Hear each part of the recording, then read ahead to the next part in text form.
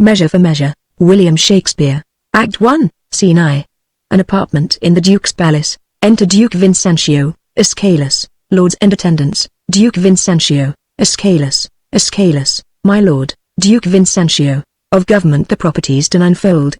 Would seem in me to affect speech and discourse, since I am put to know that your own science exceeds, in that, the lists of all advice my strength can give you, then no more remains, but that to your sufficiency as your worth is able, and let them work. The nature of our people, our cities' institutions, and the terms, for common justice, you're as pregnant in, as art and practice hath enriched any, that we remember. There is our commission, from which we would not have you warp. Call hither, I say, bid come before us Angelo, exit an attendant. What figure of us think you he will bear, for you must know, we have with special soul, elected him our absence to supply, lent him our terror, dressed him with our love, and given his deputation all the organs of our own power. What think you of it, Escalus, if any in Vienna be of worth, to undergo such ample grace and honor? It is Lord Angelo, Duke Vincentio. Look where he comes. Enter Angelo, always obedient to your grace's will. I come to know your pleasure, Duke Vincentio. Angelo, there is a kind of character in thy life, that to the observer doth thy history fully unfold. Thyself and thy belongings, and not thine own so proper as to waste thyself upon thy virtues, they on thee. Heaven doth with us as we with torches do, not light them for themselves, for if our virtues did not go forth of us, 'twere all alike, as if we had them not. Spirits are not finely touched, but to fine issues, nor nature never lends the smallest scruple of her excellence, but, like a thrifty goddess, she determines herself the glory of creditor, both thanks and use. But I do bend my speech to one that can my part in him advertise. Hold therefore, Angelo: in our remove be thou at full ourself, mortality and mercy in Vienna, live and thy tongue and heart, old Escalus, though first in question, is thy secondary. Take thy commission, Angelo, now, good my lord. Let there be some more test made of my metal, before so noble and so great a figure be stamped upon it. Duke Vincentio, no more evasion. We have with a leavened and prepared choice proceeded to you, therefore take your honors. Our haste from hence is of so quick condition, that it prefers itself and leaves unquestioned matters of needful value. We shall write to you, as time and our concernings shall importune, how it goes with us, and do look to know what doth befall you here. So, fare you well. To the hopeful execution do I leave you, of your commissions, Angelo. Yet give leave, my lord, that we may bring you something on the way, Duke Vincentio. My haste may not admit it, nor need you, on mine honor, have to do with any scruple. Your scope is as mine own, so to enforce or qualify the laws, as to your soul seems good. Give me your hand, I'll privily away. I love the people, but do not like to stage me to their eyes. Through it do well, I do not relish well their loud applause and aves vehement, nor do I think the man of safe discretion that does affect it. Once more, fare you well, Angelo. The heavens give safety to your purposes, Escalus, lead forth and bring you back in happiness. Duke, I thank you. Fare you well. Exit, Escalus. I shall desire you, sir, to give me leave to have free speech with you, and it concerns me to look into the bottom of my place. A power I have, but of what strength and nature, I am not yet instructed. Angelo, 'tis so with me. Let us withdraw together, and we may soon our satisfaction have, touching that point. Escalus, I'll wait upon your honor. Exeunt. Scene 2. A street. Enter Lucio and 2 gentlemen. Lucio, if the duke with the other dukes come not to composition with the king of Hungary, why then all the dukes fall upon the king. First gentleman, heaven grant us its peace, but not the king of Hungary's. Second gentleman, amen. Lucio, thou concludest like the sanctimonious pirate, that went to sea with the 10 commandments, but scraped one out of the table. Second gentleman, thou shalt not steal. Lucio, that he raised. First gentleman, why, 'twas a commandment to command the captain and all the rest from their functions, they put forth, to steal. There's not a soldier of us all, that, in the thanksgiving before meat, do relish the petition. Well, that prays for peace. Second gentleman, I never heard any soldier dislike it. Lucio, I believe thee, for I think thou never wast where grace was said. Second gentleman, no? A dozen times at least. First gentleman, what, in meter? Lucio, in any proportion or in any language, first gentleman, I think, or in any religion, Lucio. Why not? Grace is grace, despite of all controversy, as, for example, thou thyself art a wicked villain. Despite of all grace, first gentleman, well, there went but a pair of shears between us, Lucio, I grant, as the May between the lists and their velvet. Thou art the list, first gentleman, and thou the velvet, thou art good velvet, thuright, a three-piled piece, I warrant thee, I had as lief be a list of an English kersey as be piled, as thou art piled, for a French velvet. Do I speak feelingly now, Lucio? I think thou dost, and, indeed, with most painful feeling of thy speech, I will, out of thine own confession, learn to begin thy health, but, whilst I live, forget to drink after thee. First gentleman, I think I have done myself wrong, have I not? Second gentleman, yes, that thou hast, whether thou art tainted or free, Lucio. Behold, where Madam Mitigation comes. I have purchased as many diseases under her roof as come to. Second gentleman, to what, I pray, Lucio, judge. Second gentleman, to $3,000 a year. First gentleman, and more, Lucio, a French crown more. First gentleman, thou art always figuring diseases in me, but thou art full of error. I am sound, Lucio, nay, not as one would say, healthy, but so sound as things that are hollow. Thy bones are hollow. Impiety has made a feast of thee. Enter Mistress Overdone. First gentleman, how now? Which of your hips has the most profound sciatica? Mistress Overdone, well, there's one yonder arrested and carried to prison was worth 5,000 of you all. Second gentleman, who's that, I pray thee? Mistress Overdone, marry, sir, that's Claudio, Signor Claudio. First gentleman, Claudio to prison?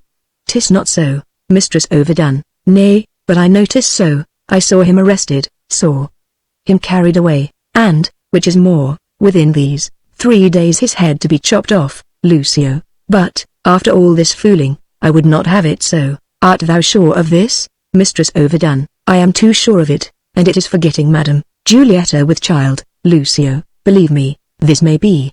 He promised to meet me 2 hours since, and he was ever precise in promise-keeping. Second gentleman. Besides, you know, it draws something near to their speech we had to such a purpose. First gentleman, but, most of all, agreeing with the proclamation, Lucio, away. Let's go learn the truth of it. Exeunt Lucio and gentlemen. Mistress Overdone. Thus, what with the war, what with the sweat, what with the gallows and what with poverty, I am custom shrunk. Enter Pompey. How now? What's the news with you, Pompey? Yonder man is carried to prison. Mistress Overdone. Well, what has he done, Pompey? A woman, Mistress Overdone. But what's his offense, Pompey? Groping for trouts in a peculiar river. Mistress Overdone. What, is there a maid with child by him, Pompey? No, but there's a woman with maid by him. You have not heard of the proclamation, have you, Mistress Overdone? What proclamation, man? Pompey. All houses in the suburbs of Vienna must be plucked down. Mistress Overdone. And what shall become of those in the city, Pompey? They shall stand for seed. They had gone down too. But that a wise burgher put in for them. Mistress Overdone. But shall all our houses of resort in the suburbs be pulled down, Pompey? To the ground, Mistress Overdone. Why, here's a change indeed in the Commonwealth. What shall become of me, Pompey? Come, fear you not, good counsellors lack no clients. Though you change your place, you need not change your trade. I'll be your tapster still. Courage. There will be pity taken on you, you that have worn your eyes almost out in the service. You will be considered. Mistress Overdone. What's to do here, Thomas Tapster? Let's withdraw, Pompey. Here comes Signor Claudio, led by the provost to prison, and there's Madam Juliet. Exeunt. Enter Provost, Claudio, Juliet, and officers. Claudio, fellow, why dost thou show me thus to the world? Bear me to prison, where I am committed. Provost, I do it not in evil disposition, but from Lord Angelo by special charge. Claudio, thus can the demigod authority make us pay down for our offense by weight. The words of heaven, on whom it will, on whom it will not, so, yet still 'tis just. Re-enter Lucio and 2 gentlemen. Lucio, why, how now, Claudio? Whence comes this restraint, Claudio? From too much liberty, my Lucio. Liberty, as surfeit is the father of much fast, so every scope by the immoderate use turns to restraint. our natures do pursue, like rats that ravin down their proper bane, a thirsty evil, and when we drink we die. Lucio, if could speak so wisely under an arrest, I would send for certain of my creditors, and yet, to say the truth, I had as lief have the foppery of freedom, as the morality of imprisonment. What's thy offence, Claudio? Claudio, what but to speak of would offend again? Lucio, what is murder? Claudio, number. Lucio, lechery? Claudio, call it so. Provost. Away, sir. You must go. Claudio, one word, good friend. Lucio, a word with you. Lucio, 100, if they'll do any good. Is lechery so looked after? Claudio, thus stands it with me, upon a true contract, I got possession of Julietta's bed. You know the lady, she is fast my wife. Save that we do the denunciation lack of outward order, this we came not to, only for propagation of a dower, remaining in the coffer of her friends, from whom we thought it meet to hide our love, till time had made them for us. But it chances, the stealth of our most mutual entertainment, with character too gross is writ on Juliet. Lucio, with child, perhaps. Claudio, unhappily, even so, and the new deputy now for the Duke, whether it be the fault and glimpse of newness, or whether that the body public be, a horse whereon the governor doth ride, who, newly in the seat, that it may know he can command, lets it straight feel the spur, whether the tyranny be in his place, or in his eminence that fills it up.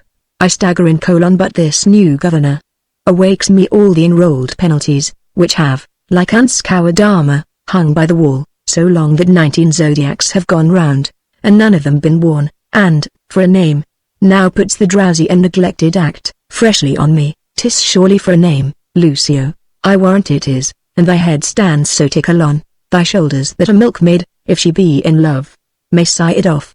Send after the Duke and appeal to him. Claudio, I have done so, but he's not to be found. I prithee, Lucio, do me this kind service. This day my sister should the cloister enter, and there receive her approbation. Acquaint her with the danger of my state. Implore her, in my voice, that she make friends to the strict deputy. Bid herself assay him. I have great hope in that, for in her youth, there is a prone and speechless dialect, such as move men. Beside, she hath prosperous art, when she will play with reason and discourse. And well she can persuade. Lucio, I pray she may, as well for the encouragement of their like, which else would stand under grievous imposition, as for the enjoying of thy life, who I would be sorry should be thus foolishly lost at a game of tic-tac. I'll to her. Claudio, I thank you, good friend Lucio. Lucio, within 2 hours. Claudio, come, officer, away. Exeunt. Scene 3. A monastery. Enter Duke Vincentio and Friar Thomas. Duke Vincentio, no, Holy Father, throw away that thought. Believe not that the dribbling dart of love can pierce a complete bosom. Why I desire thee, to give me secret harbor, hath a purpose, more grave and wrinkled than the aims and ends of burning youth. Friar Thomas, may your grace speak of it? Duke Vincentio, my holy sir, none better knows than you, how I have ever loved the life removed, and held in idle price to haunt assemblies, where youth, and cost, and witless bravery keeps. I have delivered to Lord Angelo, a man of stricture and firm abstinence, my absolute power and place here in Vienna, and he supposes me travelled to Poland, for so I have strewed it in the common ear, and so it is received. Now, pious sir, you will demand of me why I do this? Friar Thomas, gladly, my lord. Duke Vincentio, we have strict statutes and most biting laws, the needful bits and curbs to headstrong weeds, which for this 19 years we have let slip, even like an o'ergrown lion in a cave, that goes not out to prey. Now, as fond fathers, having bound up the threatening twigs of birch, only to stake it in their children's sight, for terror, not to use, in time the rod, becomes more mocked than feared, so our decrees, dead to infliction, to themselves are dead, and liberty plucks justice by the nose. The baby beats the nurse, and quite athwart goes all decorum. Friar Thomas, it rested in your grace, to unloose this tied-up justice when you pleased, and it in you more dreadful would have seemed, than in Lord Angelo. Duke Vincentio, I do fear, too dreadful. Sith 'twas my fault to give the people scope. 'Twould be my tyranny to strike and gall them, for what I bid them do, for we bid this be done, when evil deeds have their permissive pass, and not the punishment. Therefore indeed, my father, I have on Angelo imposed the office, who may, in the ambush of my name, strike home, and yet my nature never in the fight, to do in slander, and to behold his sway.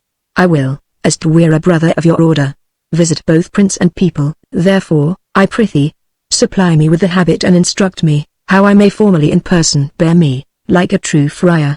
More reasons for this action, at our more leisure shall I render you. Only, this one, Lord Angelo is precise. Stands at a guard with envy, scarce confesses, that his blood flows, or that his appetite, is more to bread than stone. Hence shall we see, if power change purpose, what our seemers be. Exeunt. Scene 4. A nunnery. Enter Isabella and Francisca. Isabella, and have you nuns no further privileges? Francisca, are not these large enough? Isabella, yes, truly, I speak not as desiring more, but rather wishing a more strict restraint, upon the sisterhood, the votarists of Saint Clare. Lucio, within. Ho! Peace be in this place. Isabella, who's that which calls? Francisca, it is a man's voice. Gentle Isabella, turn you the key, and know his business of him.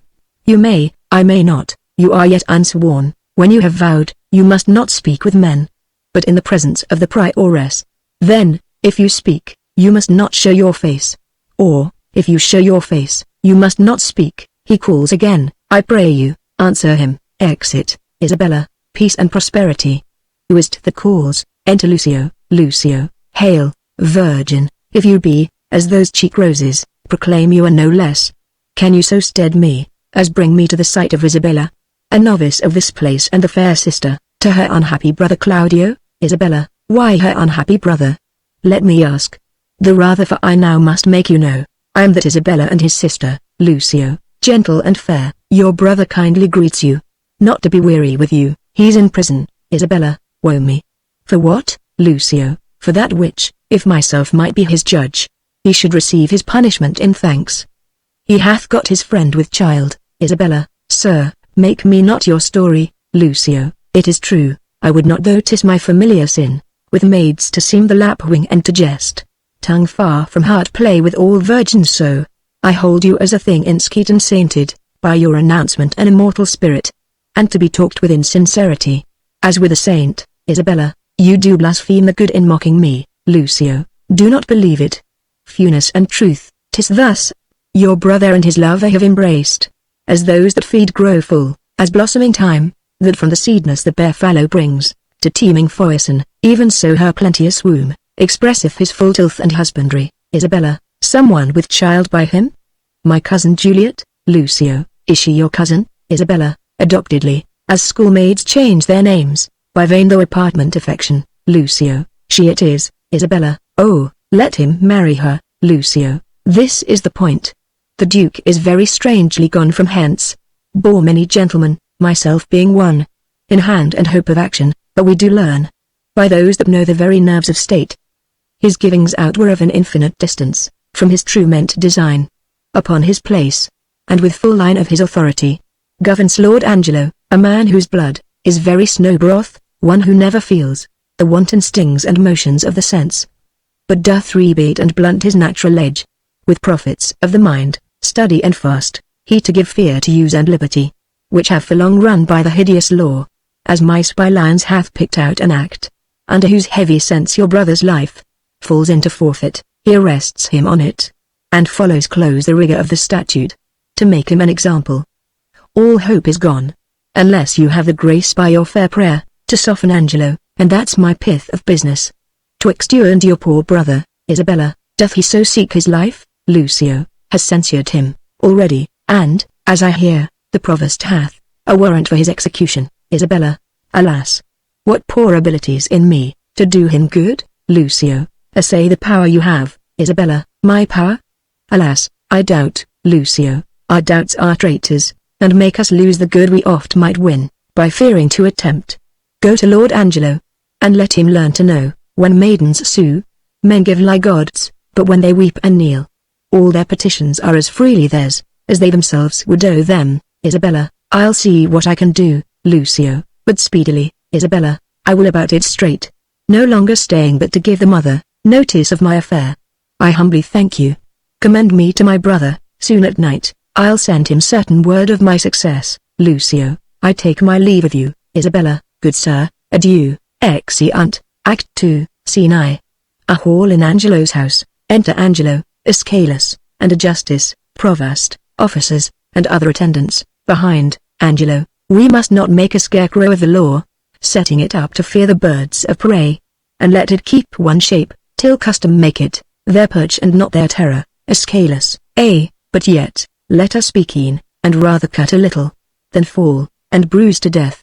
Alas, this gentleman, whom I would save, had a most noble father, let but your honor know, whom I believe to be most straight in virtue, that, in the working of your own affections, had time cohered with place or place with wishing, or that the resolute acting of your blood, could have attained the effect of your own purpose, whether you had not sometime in your life, erred in this point which now you censure him, and pull the law upon you. Angelo, 'tis one thing to be tempted, Escalus, another thing to fall.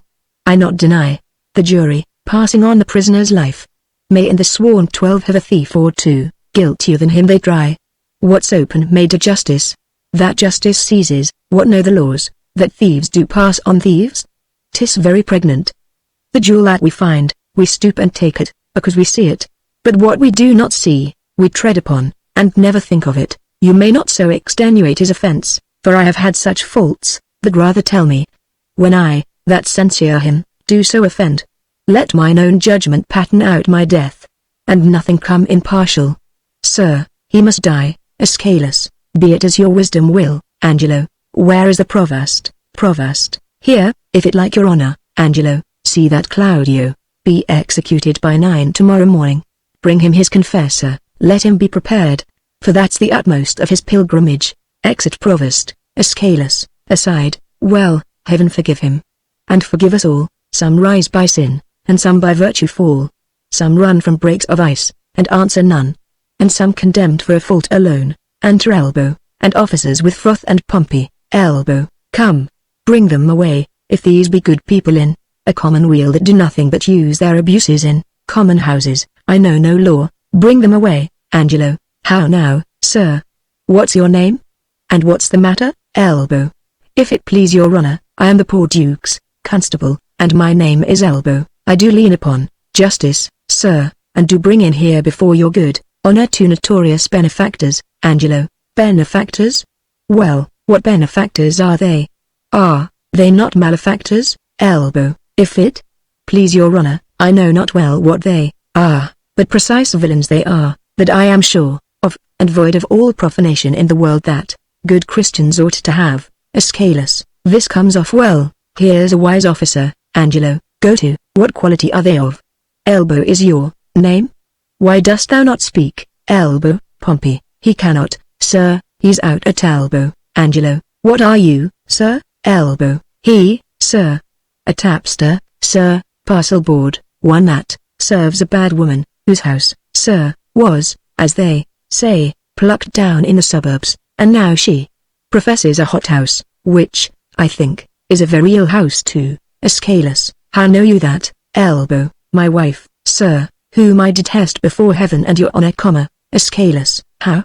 Thy wife? Elbow, sir, whom, I thank heaven, is an honest woman, Escalus, dost thou detest her therefore? Elbow, I say, sir, I will detest myself also, as well as she, that this house, if it be not a bawd's house, it is pity of her life, for it is a naughty house. Escalus, how dost thou know that? Constable, Elbow, marry, sir, by my wife, who, if she had been a woman, cardinally given, might have been accused in fornication, adultery, and all uncleanliness there. Escalus, by the woman's means? Elbow, sir, by Mistress Overdone's means, but as she spit in his face, so she defied him. Pompey, sir, if it please your honor, this is not so. Elbow, prove it before these varlets here. Thou honorable man, prove it. Escalus, do you hear how he misplaces? Pompey, sir, she came in great with child, and longing, saving your honor's reverence, for stewed prunes. Sir, we had but 2 in the house, which at that very distant time stood, as it were, in a fruit dish, a dish of some 3 pence. Your honors have seen such dishes. They are not china dishes, but very good dishes, Escalus, go to, no matter for the dish, sir. Pompey, no, indeed, sir, not of a pin, you are therein in the right, but to the point. As I say, this, Mistress Elbow, being, as I say, with child, and being great-bellied, and longing, as I said, for prunes, and having but 2 in the dish, as I said.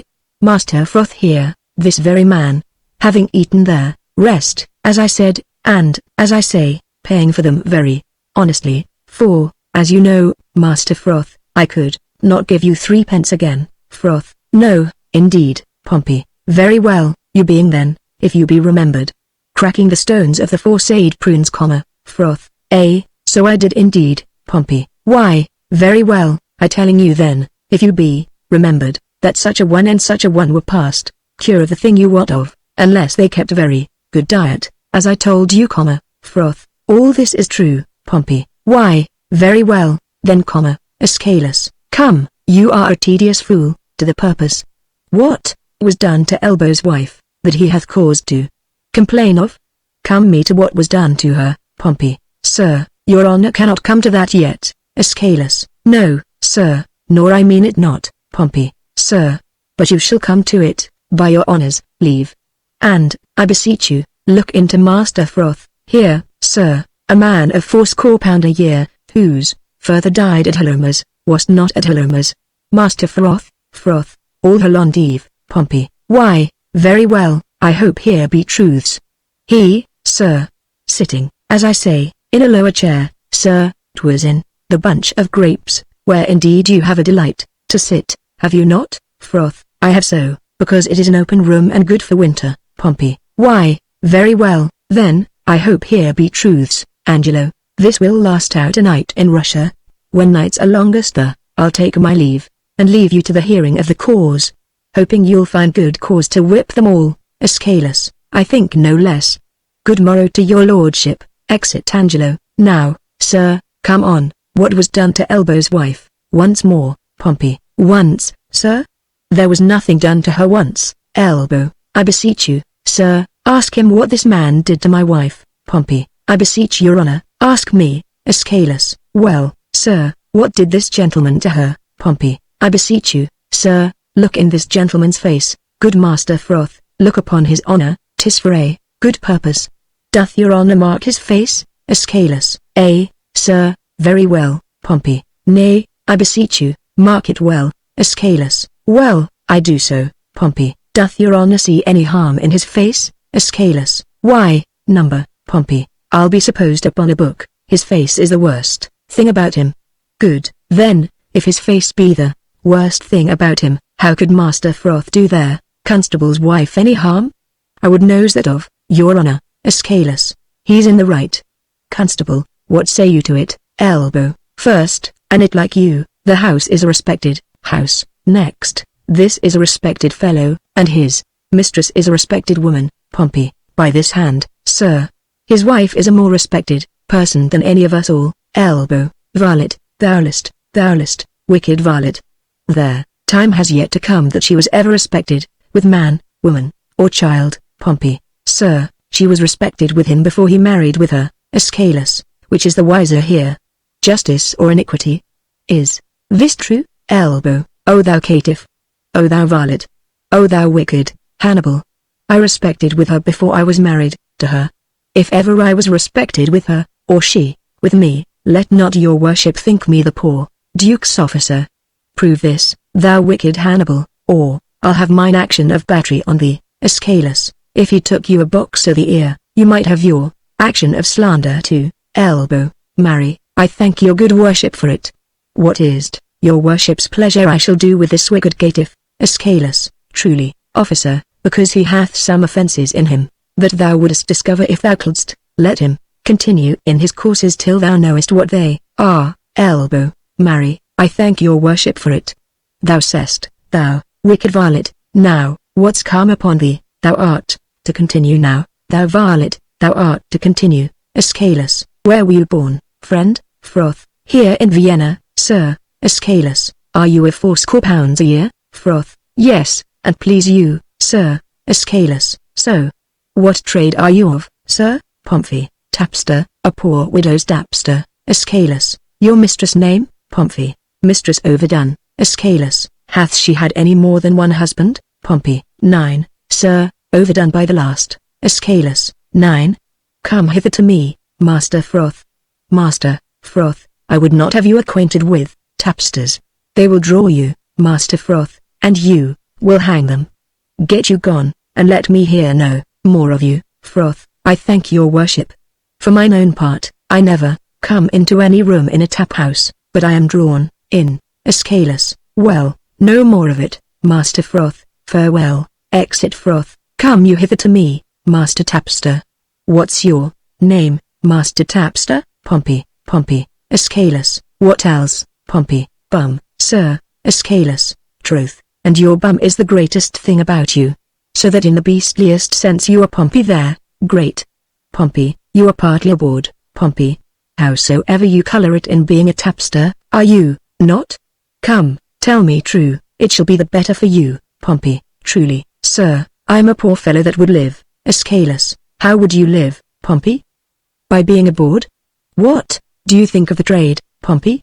Is it a lawful trade, Pompey? If the law would allow it, sir. Escalus. But the law will not allow it, Pompey, nor it shall not be allowed in Vienna, Pompey. Does your worship mean to geld and splay all their youth of the city, Escalus? No, Pompey. Pompey. Truly, sir, in my poor opinion, they will tot then. If your worship will take order for the drabs and the knaves, you need not to fear the bawds, Escalus. There are pretty orders beginning, I can tell you. It is but heading and hanging, Pompey. If you head and hang all that offend that way but, for 10 year together, you'll be glad to give out a commission for more heads. If this law hold in Vienna 10 year, I'll rent the fairest house in it, after 3 pence a bay. If you live to see this come to pass, say Pompey told you so, Escalus. Thank you, good Pompey, and, in requital of your prophecy, hark you, I advise you, let me not find you before me again upon any complaint whatsoever. No, not for dwelling where you do. If I do, Pompey, I shall beat you to your tent, and prove a shrewd Caesar to you. In plain dealing, Pompey, I shall have you whipped. So, for this time, Pompey, fare you well, Pompey. I thank your worship for your good counsel. Aside, but I shall follow it as the flesh and fortune shall better determine. Whip me? No, no, let Carmen whip his jade. The valiant heart is not whipped out of his trade. Exit. Escalus. Come hither to me, Master Elbow. Come hither, Master Constable. How long have you been in this place of Constable, Elbow? 7 year and a half, sir. Escalus. I thought, by your readiness in the office, you had continued in it some time. You say, 7 years together, Elbow, and a half, sir. Escalus. Alas, it hath been great pains to you. They do you wrong to put you so oft upon tea. Are there not men in your ward sufficient to serve it? Elbow. Faith, sir, few of any wit in such matters. As they are chosen, they are glad to choose me for them. I do it for some piece of money, and go through with all. Escalus. Look, you bring me in the names of some 6 or 7. The most sufficient of your parish. Elbow. To your worship's house, sir. Escalus. To my house. Fare you well. Exit Elbow. What's o'clock, think you? Justice. 11, sir. Escalus. I pray you home to dinner with me. Justice. I humbly thank you. Escalus. It grieves me for the death of Claudio, but there's no remedy. Justice. Lord Angelo is severe. Escalus. It is but needful. Mercy is not itself, that oft looks so. Pardon is still the nurse of second woe. But yet, poor Claudio. There is no remedy. Come, sir. Exeunt. Scene 2. Another room in the same. Enter Provost and a servant. Servant. He's hearing of a cause. He will come straight. I'll tell him of you. Provost. Pray you, do. Exit servant. I'll know his pleasure. Maybe he will relent. Alas, he hath but as offended in a dream. All sects, all ages smack of this vice, and he, to die for't. Enter Angelo. Angelo. Now, what's the matter? Provost. Provost. Is it your will Claudio shall die tomorrow? Angelo. Did not I tell thee ye? Hadst thou not order? Why dost thou ask again? Provost. Lest I might be too rash. Under your good correction, I have seen, when, after execution, judgment hath repented o'er his doom. Angelo. Go to, let that be mine. Do you your office, or give up your place, and you shall well be spared. Provost. I crave your honour's pardon. What shall be done, sir? With a groaning Juliet. She's very near her hour. Angelo. Dispose of her to some more fitter place, and that with speed. Re-enter servant. Servant. Here is the sister of the man condemned. desires access to you. Angelo, hath he a sister? Provost, my good lord, a very virtuous maid. And to be shortly of a sisterhood. If not already, Angelo, well, let her be admitted. Exit servant. See you the fornicatress be removed. Let have needful, but not lavish, means. There shall be order fought. Enter Isabella and Lucio. Provost, God save your honor. Angelo, stay a little while. To Isabella, you're welcome. What's your will, Isabella? I am a woeful suitor to your honor. Please but your honor hear me. Angelo, well, what's your suit, Isabella? There is a vice that most I do abhor, and most desire should meet the blow of justice. For which I would not plead, but that I must. For which I must not plead, but that I am, adwart will and will not. Angelo, well, the matter, Isabella, I have a brother is condemned to die. I do beseech you, let it be his fault, and not my brother. Provost, aside, heaven give thee moving graces. Angelo, condemn the fault and not the actor of it? Why, every fault's condemned ere it be done. Mine were the very cipher of a function, to find the faults whose fine stands in record, and let go by the actor. Isabella, oh just but severe law, I had a brother, then. Heaven keep your honor. Lucio, aside to Isabella, give it not also, to him, again, entreat him, kneel down before him, hang upon his gown. You are too cold, if you should need a pin. You could not with more tame a tongue desire it. To him, I say, Isabella, must he needs die? Angelo, maiden, no remedy. Isabella, yes, I do think that you might pardon him. And neither heaven nor man grieve at the mercy. Angelo, I will not. Isabella, but can you, if you would? Angelo, look, what I will not, that I cannot do. Isabella, but might you? And do the world no wrong, if so your heart were touched without remorse. S- to him. Angelo, he's sentenced. 'Tis too late. Lucio, aside to Isabella, you are too cold. Isabella, too late? Why, no, I, that do speak a word, may call it back again. Well, believe this. No ceremony that to great ones longs. Not the king's crown, nor the deputed sword, the marshal's truncheon, nor the judge's robe, become them with one half so good a grace, as mercy does. If he had been as you and you as he, you would have slipped like him, but he, like you, would not have been so stern. Angelo, pray you, be gone. Isabella, I would to heaven I had your potency, and you were Isabel. Should it then be thus? No, I would tell what we're to be a judge, and what a prisoner. Lucio, aside to Isabella, touch him, there's the vein. Angelo, your brother is a forfeit of the law, and you but waste your words. Isabella, alas, alas, why, all the souls that were forfeit once, and he that might the vantage best have took, found out the remedy. How would you be, if he, which is the top of judgment, should, but judge you as you are? Oh, think on that. And mercy then will breathe within your lips, like man new made. Angelo, be you content, fair maid. It is the law, not I condemn your brother. Were he my kinsman, brother, or my son, it should be thus with him, he must die tomorrow. Isabella, tomorrow? Oh, that's sudden. Spare him, spare him. He's not prepared for death. Even for our kitchens, we kill the fowl of season. Shall we serve heaven, with less respect than we do minister, to our gross selves? Good, good my lord, bethink you. Who is it that hath died for this offence? There's many have committed it. Lucio, aside to Isabella, well said. Angelo, the law hath not been dead, though it hath slept. Those many had not dared to do that evil. If the first that did the edict infringe, had answered for his deed, now 'tis awake, takes note of what is done, and, like a prophet, looks in a glass, that shows what future evils, either new, or by remissness new conceived, and so in progress to be hatched and born, and now to have no successive degrees, but, ere they live, to end. Isabella, yet show some pity. Angelo, I show it most of all when I show justice, for then I pity those I do not know, which a dismissed offence with after gall, and do him right that, answering one foul wrong, lives not to act another. Be satisfied. Your brother dies tomorrow, be content. Isabella, so you must be the first that gives this sentence, and he, that suffers. Oh, it is excellent, to have a giant's strength, but it is tyrannous, to use it like a giant. Lucio, aside to Isabella, that's well said. Isabella, could great men thunder, as Jove himself does, Jove would ne'er be quiet. For every pelting, petty officer, would use his heaven for thunder. Nothing but thunder. Merciful heaven, thou rather with thy sharp and sulphurous bolt, splitst the unwedgeable and gnarled oak, than the soft myrtle, but man, proud man, dressed in a little brief authority, most ignorant of what he's most assured. His glassy essence, like an angry ape, plays such fantastic tricks before high heaven, as make the angels weep, who, with our spleens, would all themselves laugh mortal. Lucio, aside to Isabella, oh, to him, wench. He will relent. He's coming, I perceive. Provost, aside, pray heaven she win him. Isabella, we cannot weigh our brother with ourself.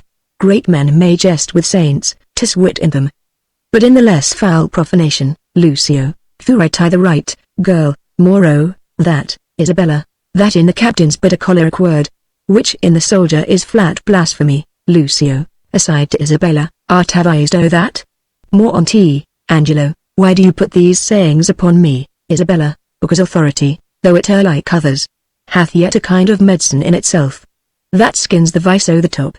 Go to your bosom, knock there, and ask your heart what it doth know. That's like my brother's fault, if it confess, a natural guiltiness such as is his.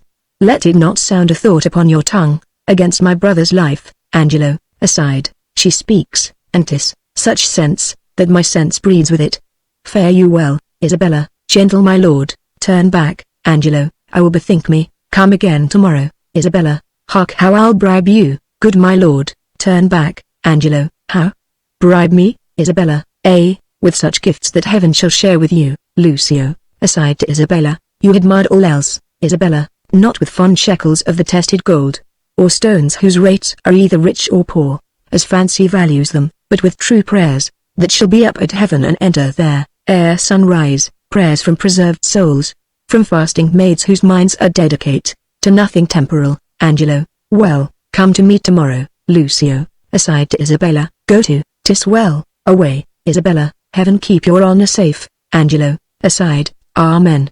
For I am that way going to temptation, where prayers cross. Isabella, at what hour tomorrow, shall I attend your lordship? Angelo, at any time forenoon. Isabella, save your honor. Exeunt Isabella, Lucio, and Provost. Angelo, from thee, even from thy virtue, what's this? What's this? Is this her fault or mine?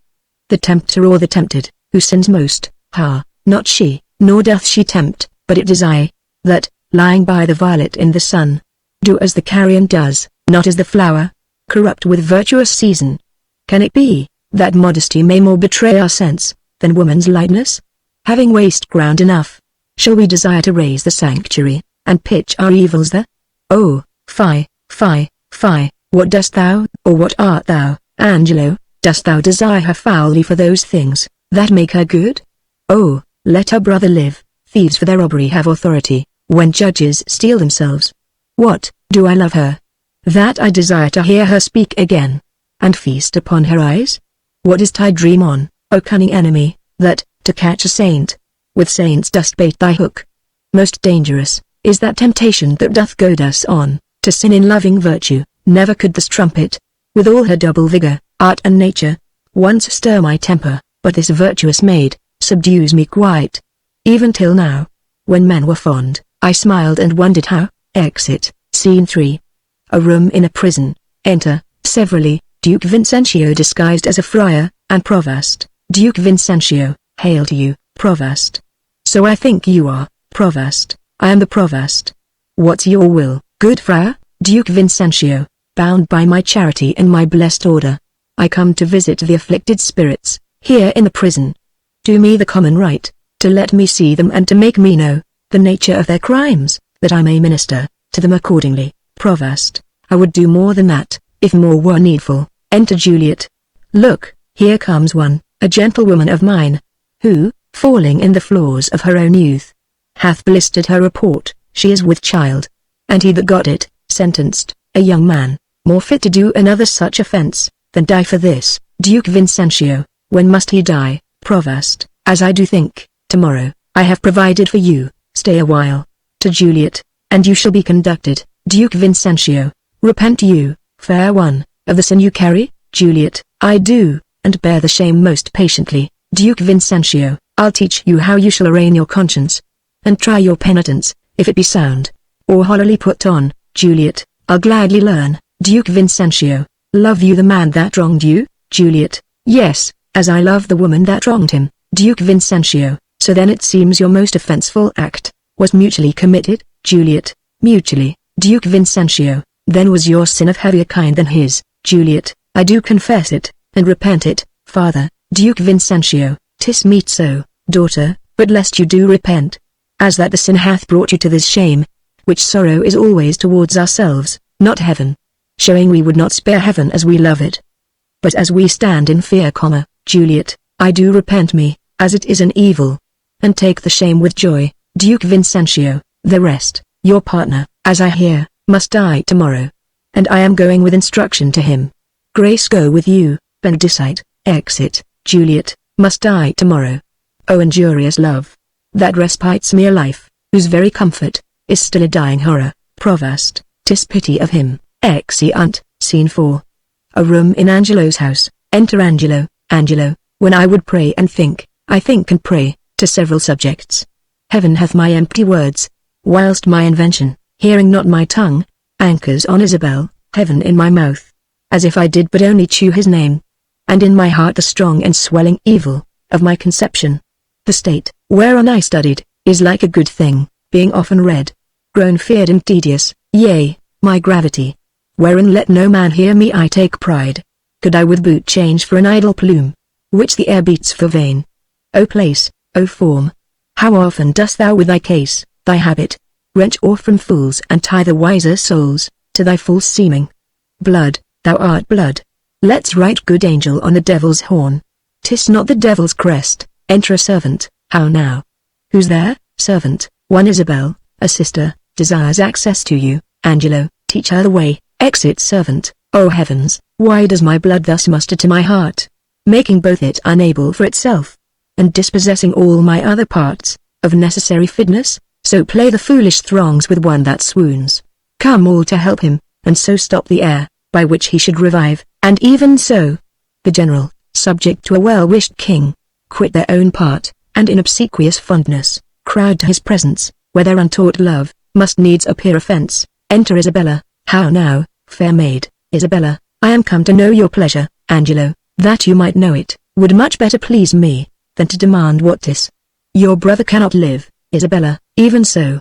Heaven keep your honor, Angelo, yet may he live a while, and, it may be, as long as you or I, yet he must die. Isabella, under your sentence? Angelo, yea, Isabella, when, I beseech you, that in his reprieve, longer or shorter, he may be so fitted, that his soul sicken not. Angelo, ha! Fie! These filthy vices.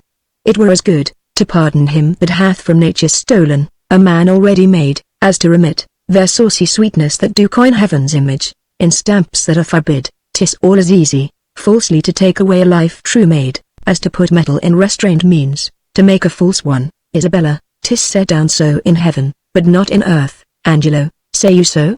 Then I shall pose you quickly, which had you rather, that the most just law, now took your brother's life, or, to redeem him, give up your body to such sweet uncleanness, as she that he hath stained? Isabella, sir, believe this, I had rather give my body than my soul. Angelo, I talk not of your soul, our compelled sins, stand more for number than for account. Isabella, how say you? Angelo, nay, I'll not warrant that, for I can speak against the thing I say. Answer to this. I, now the voice of the recorded law, pronounce a sentence on your brother's life. Might there not be a charity in sin, to save this brother's life? Isabella, please you to. I'll take it as a peril to my soul. It is no sin at all, but charity. Angelo, pleased you to. At peril of your soul, were equal poise of sin and charity. Isabella, that I do beg his life, if it be sin. Heaven let me bear it. You granting of my suit, if that be sin, I'll make it my morn prayer, to have it added to the faults of mine. And nothing of your answer. Angelo, nay, but hear me, your sense pursues not mine, either you are ignorant, or seem so craftily, and that's not good. Isabella, let me be ignorant, and in nothing good, but graciously to know I am no better. Angelo, thus wisdom wishes to appear most bright, when it doth tax itself, as these black masks, proclaim an enshelled beauty 10 times louder, than beauty could, displayed. But mark me, to be received plain, I'll speak more gross. Your brother is to die, Isabella, so, Angelo, and his offence is so, as it appears. Accountant to the law upon that pain. Isabella, true. Angelo, admit no other way to save his life, as I subscribe not that, nor any other, but in the loss of question, that you, his sister, finding yourself desired of such a person, whose credit with a judge, or own great place, could fetch your brother from the manacles of the all-building law, and that there were no earthly mean to save him, but that either you must lay down the treasures of your body to this supposed, or else to let him suffer. What would you do, Isabella? As much for my poor brother as myself. That is, were I under the terms of death. The impression of keen whips I'd wear as rubies, and strip myself to death, as to a bed, that longing have been sick for, ere I'd yield my body up to shame. Angelo, then must your brother die, Isabella, and 'twere the cheaper way. Better it were a brother died at once, than that a sister, by redeeming him, should die forever. Angelo, were not you then as cruel as the sentence, that you have slandered so, Isabella? Ignominy in ransom and free pardon, are of two houses. Lawful mercy is nothing kin to foul redemption. Angelo, you seemed of late to make the law a tyrant, and rather proved the sliding of your brother a merriment than a vice. Isabella, oh, pardon me, my lord, it oft falls out. To have what we would have, we speak not what we mean. I something do excuse the thing I hate, for his advantage that I dearly love. Angelo, we are all frail, Isabella, else let my brother die, if not of Dury, but only he. Oh, and succeed thy weakness, Angelo. Nay, women are frail too, Isabella, as the glasses where they view themselves, which are as easy broke as they make forms. Women, help heaven, men their creation mar, in profiting by them. Nay, call us 10 times frail, for we are soft as our complexions are, and credulous to false prints. Angelo, I think it well, and from this testimony of your own sex, since I suppose we are made to be no stronger than faults may shake our frames, let me be bold. I do arrest your words. Be that you are, that is, a woman. If you be more, you're none. If you be one, as you are well expressed, by all external warrants, show it now. By putting on the destined livery. Isabella, I have no tongue but one. Gentle my lord, let me entreat you speak the former language. Angelo, plainly conceive, I love you. Isabella, my brother did love Juliet, and you tell me that he shall die for it. Angelo, he shall not, Isabel, if you give me love. Isabella, I know your virtue hath a license in't, which seems a little fouler than it is, to pluck on others. Angelo, believe me, on mine honor, my words express my purpose. Isabella, ha! Little honor to be much believed, and most pernicious purpose. Seeming, I will proclaim thee. Angelo, look forward, sign me a present pardon for my brother, or with an outstretched throat I'll tell the world aloud, what man thou art. Angelo, who will believe thee? Isabel, my unsoiled name, the austereness of my life, my vouch against you, and my place I the state, will so your accusation overweigh, that you shall stifle in your own report, and smell of calumny. I have begun, and now I give my sensual race the rein. Fit thy consent to my sharp appetite, lay by all nicety and prolixious blushes, that banish what they sue for. Redeem thy brother, by yielding up thy body to my will, or else he must not only die the death, but thy unkindness shall his death draw out, to lingering sufferance. Answer me tomorrow, or, by the affection that now guides me most, I'll prove a tyrant to him. As for you, say what you can, my false are always your true. Exit. Isabella, to whom should I complain? Did I tell this, who would believe me? O perilous mouths, that bear in them one and the self-same tongue, either of condemnation or a proof, bidding the law make courtesy to their will, hooking both right and wrong to the appetite, to follow as it draws. I'll to my brother, though he hath fallen by prompture of the blood, yet hath he in him such a mind of honor, that, had he 20 heads to tender down, on 20 bloody blocks, hell'd yield them up, before his sister should her body stoop, to such abhorred pollution. Then, Isabel, live chaste, and, brother, die. More than our brother is our chastity. I'll tell him yet of Angelo's request, and fit his mind to death, for his soul's rest. Exit. Act 3, Scene I.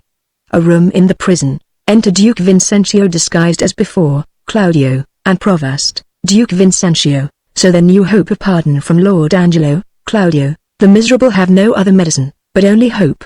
I've hope to live, and am prepared to die. Duke Vincentio, be absolute for death, either death or life, shall thereby be the sweeter. Reason thus with life. If I do lose thee, I do lose a thing, that none but fools would keep, a breath thou art, servile to all the sky influences, that dost this habitation, where thou keep street, hourly afflict, merely, thou art death's fool. For him thou labour'st by thy flight to shun, and yet run'st toward him still. Thou art not noble, for all the accommodations that thou bear'st, and nursed by baseness. Thou art by no means valiant, for thou dost fear the soft and tender fork of a poor worm. Thy best of rest is sleep, and that thou oft provokest, yet grossly fear'st, thy death, which is no more. Thou art not thyself, for thou exist'st on many a thousand grains, that issue out of dust. Happy thou art not, for what thou hast not, still thou strivest to get, and what thou hast, forget street thou art not certain, for thy complexion shifts to strange effects, after the moon. If thou art rich, thou art poor, for, like an ass whose back with ingots bows, thou bearest thy heavy riches but a journey, and death unloads thee. Friend hast thou none, for thine own bowels, which do call thee sire, the mere effusion of thy proper loins, do curse the gout, serpigo, and the rheum. Friending thee no sooner. Thou hast nor youth nor age, but, as it were, an after-dinner's sleep, dreaming on both, for all thy blessed youth, becomes as aged, and doth beg the alms, of palsied eld, and when thou art old and rich, thou hast neither heat, affection, limb, nor beauty, to make thy riches pleasant. What's yet in this, that bears the name of life? Yet in this life, lie hid 1,000 deaths, yet death we fear. That makes these odds all even. Claudio, I humbly thank you, to sue to live, I find I seek to die, and, seeking death, find life. Let it come on, Isabella, within. What, ho! Peace here, grace and good company. Provost, who's there? Come in. The wish deserves a welcome. Duke Vincentio, dear sir, ere long I'll visit you again. Claudio, most holy sir, I thank you. Enter Isabella. Isabella, my business is a word or two with Claudio, Provost, and very welcome. Look, Signor, here's your sister, Duke Vincentio. Provost, a word with you. Provost, as many as you please. Duke Vincentio, bring me to hear them speak, where I may be concealed. Exeunt Duke Vincentio and Provost. Claudio, now, sister, what's the comfort? Isabella, why, as all comforts are, most good indeed. Lord Angelo, having affairs to heaven, intends you for his swift ambassador, where you shall be an everlasting leger. Therefore your best appointment make with speed. Tomorrow you set on. Claudio, is there no remedy? Isabella, none, but such remedy as, to save a head, to cleave a heart in twain. Claudio, but is there any? Isabella, yes, brother, you may live. There is a devilish mercy in the judge, if you'll implore it, that will free your life. But fetter you till death. Claudio, perpetual durance. Isabella, a just, perpetual durance, a restraint, though all the world's vastity you had, to a determined scope. Claudio, but in what nature? Isabella, in such a one as, you consenting tot, would bark your honor from that trunk you bear, and leave you naked. Claudio, let me know the point. Isabella, oh, I do fear thee, Claudio, and I quake, lest thou feverous life shouldst entertain, and 6 or 7 winters more respect, than a perpetual honor. Darest thou die? The sense of death is most in apprehension, and the poor beetle, that we tread upon, in corporal sufferance finds a pang as great, as when a giant dies. Claudio, why give you me this shame? Think you I can a resolution fetch, from flowery tenderness? If I must die, I will encounter darkness as a bride, and hug it in mine arms. Isabella, thus spake my brother, there my father's grave, did utter forth a voice. Yes, thou must die. Thou art too noble to conserve thy life, in base appliances. This outward sainted deputy, whose settled visage and deliberate word, nips youth o'er the head and follies doth emu, as falcon doth the fowl, is yet a devil, his filth within being cast, he would appear, a pond as deep as hell. Claudio, the Prenziangelo. Isabella, oh, 'tis the cunning livery of hell, the damned's body to invest and cover, in Prenzi guards. Dost thou think, Claudio, if I would yield him my virginity, thou mightst be freed? Claudio, oh heavens! It cannot be. Isabella, yes, he would give it thee, from this rank offence. So to offend him still, this night's the time, that I should do what I abhor to name, or else thou dost tomorrow. Claudio, thou shalt not. Isabella, oh, were it but my life, I'ld throw it down for your deliverance, as frankly as a pin. Claudio, thanks, dear Isabel. Isabella, be ready, Claudio, for your death tomorrow. Claudio, yes. Has he affections in him that thus can make him bite the law by the nose, when he would force it? Sure, it is no sin. Or of the deadly 7, it is the least. Isabella, which is the least? Claudio, if it were damnable, he being so wise, why would he for the momentary trick be perdurably fined? Oh Isabella, what says my brother? Claudio, death is a fearful thing, Isabella, and shamed life a hateful. Claudio, but to die, and go we know not where, to lie in cold obstruction and to rot, this sensible warm motion to become a kneaded clod, and the delighted spirit to bathe in fiery floods, or to reside in thrilling region of thick-ribbed ice, to be imprisoned in the viewless winds, and blown with restless violence round about the pendant world, or to be worse than worst of those that lawless and uncertain thought, imagine howling. 'Tis too horrible, the weariest and the most loathed worldly life, that age, ache, penury and imprisonment can lay on nature is a paradise, to what we fear of death. Isabella, alas, alas. Claudio, sweet sister, let me live. What sin you do to save a brother's life? Nature dispenses with the deed so far, that it becomes a virtue. Isabella, O you beast, O faithless coward, O dishonest wretch, wilt thou be made a man out of my vice? Is't not a kind of incest, to take life from thine own sister's shame? What should I think? Heaven shield my mother played my father fair, for such a warped slip of wilderness ne'er issued from his blood. Take my defiance, die, perish. Might but my bending down reprieve thee from thy fate, it should proceed. I'll pray 1,000 prayers for thy death.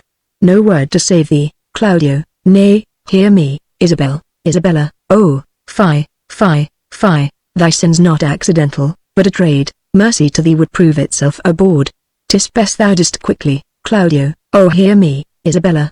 Re-enter Duke Vincentio. Duke Vincentio, vouchsafe a word, young sister, but one word. Isabella, what is your will? Duke Vincentio, might you dispense with your leisure, I would by have some speech with you. The satisfaction I would require is likewise your own benefit. Isabella, I have no superfluous leisure, my stay must be stolen out of other affairs, but I will attend you a while. Walks apart. Duke Vincentio, son, I have overheard what hath passed between you and your sister. Angelo had never the purpose to corrupt her, only he hath made an essay of her virtue to practice his judgment with the disposition of natures. She, having the truth of honor in her, hath made him that gracious denial which he is most glad to receive.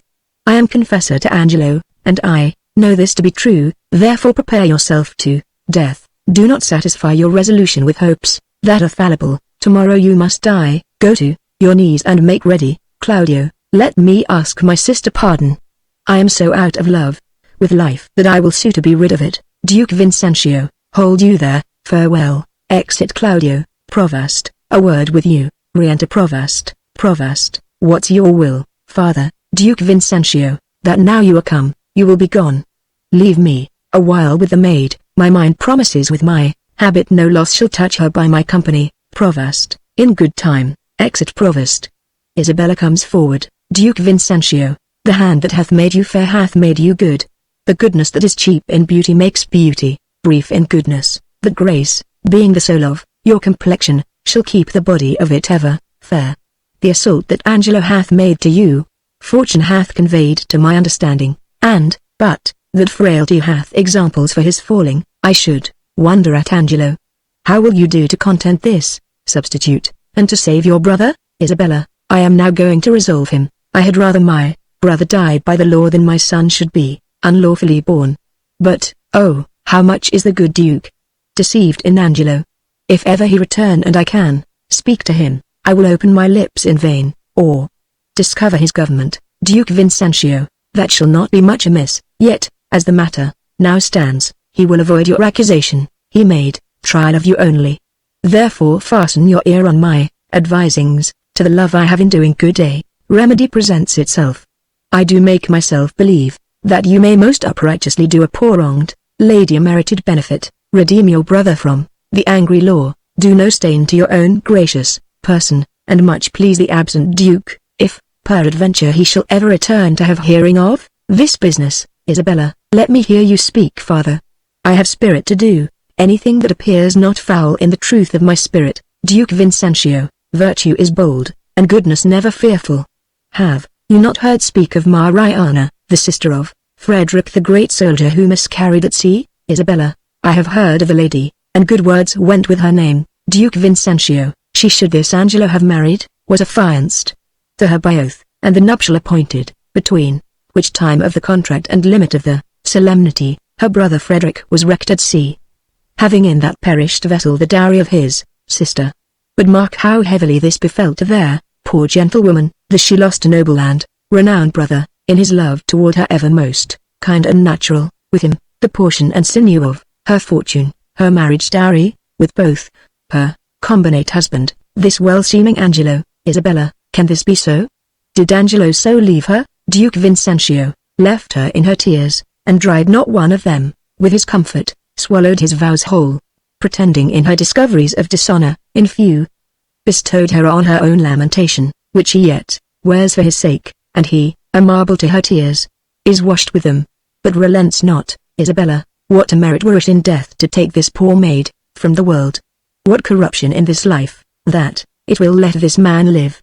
But how out of this can she avail? Duke Vincentio, it is a rupture that you may easily heal, and their cure of it not only saves your brother, but keeps you from dishonor in doing it. Isabella, show me how. Good father. Duke Vincentio, this forenamed maid hath yet in her the continuance of her first affection. His unjust unkindness, that in all reason should have quenched her love, hath, like an impediment in the current, made it more violent and unruly.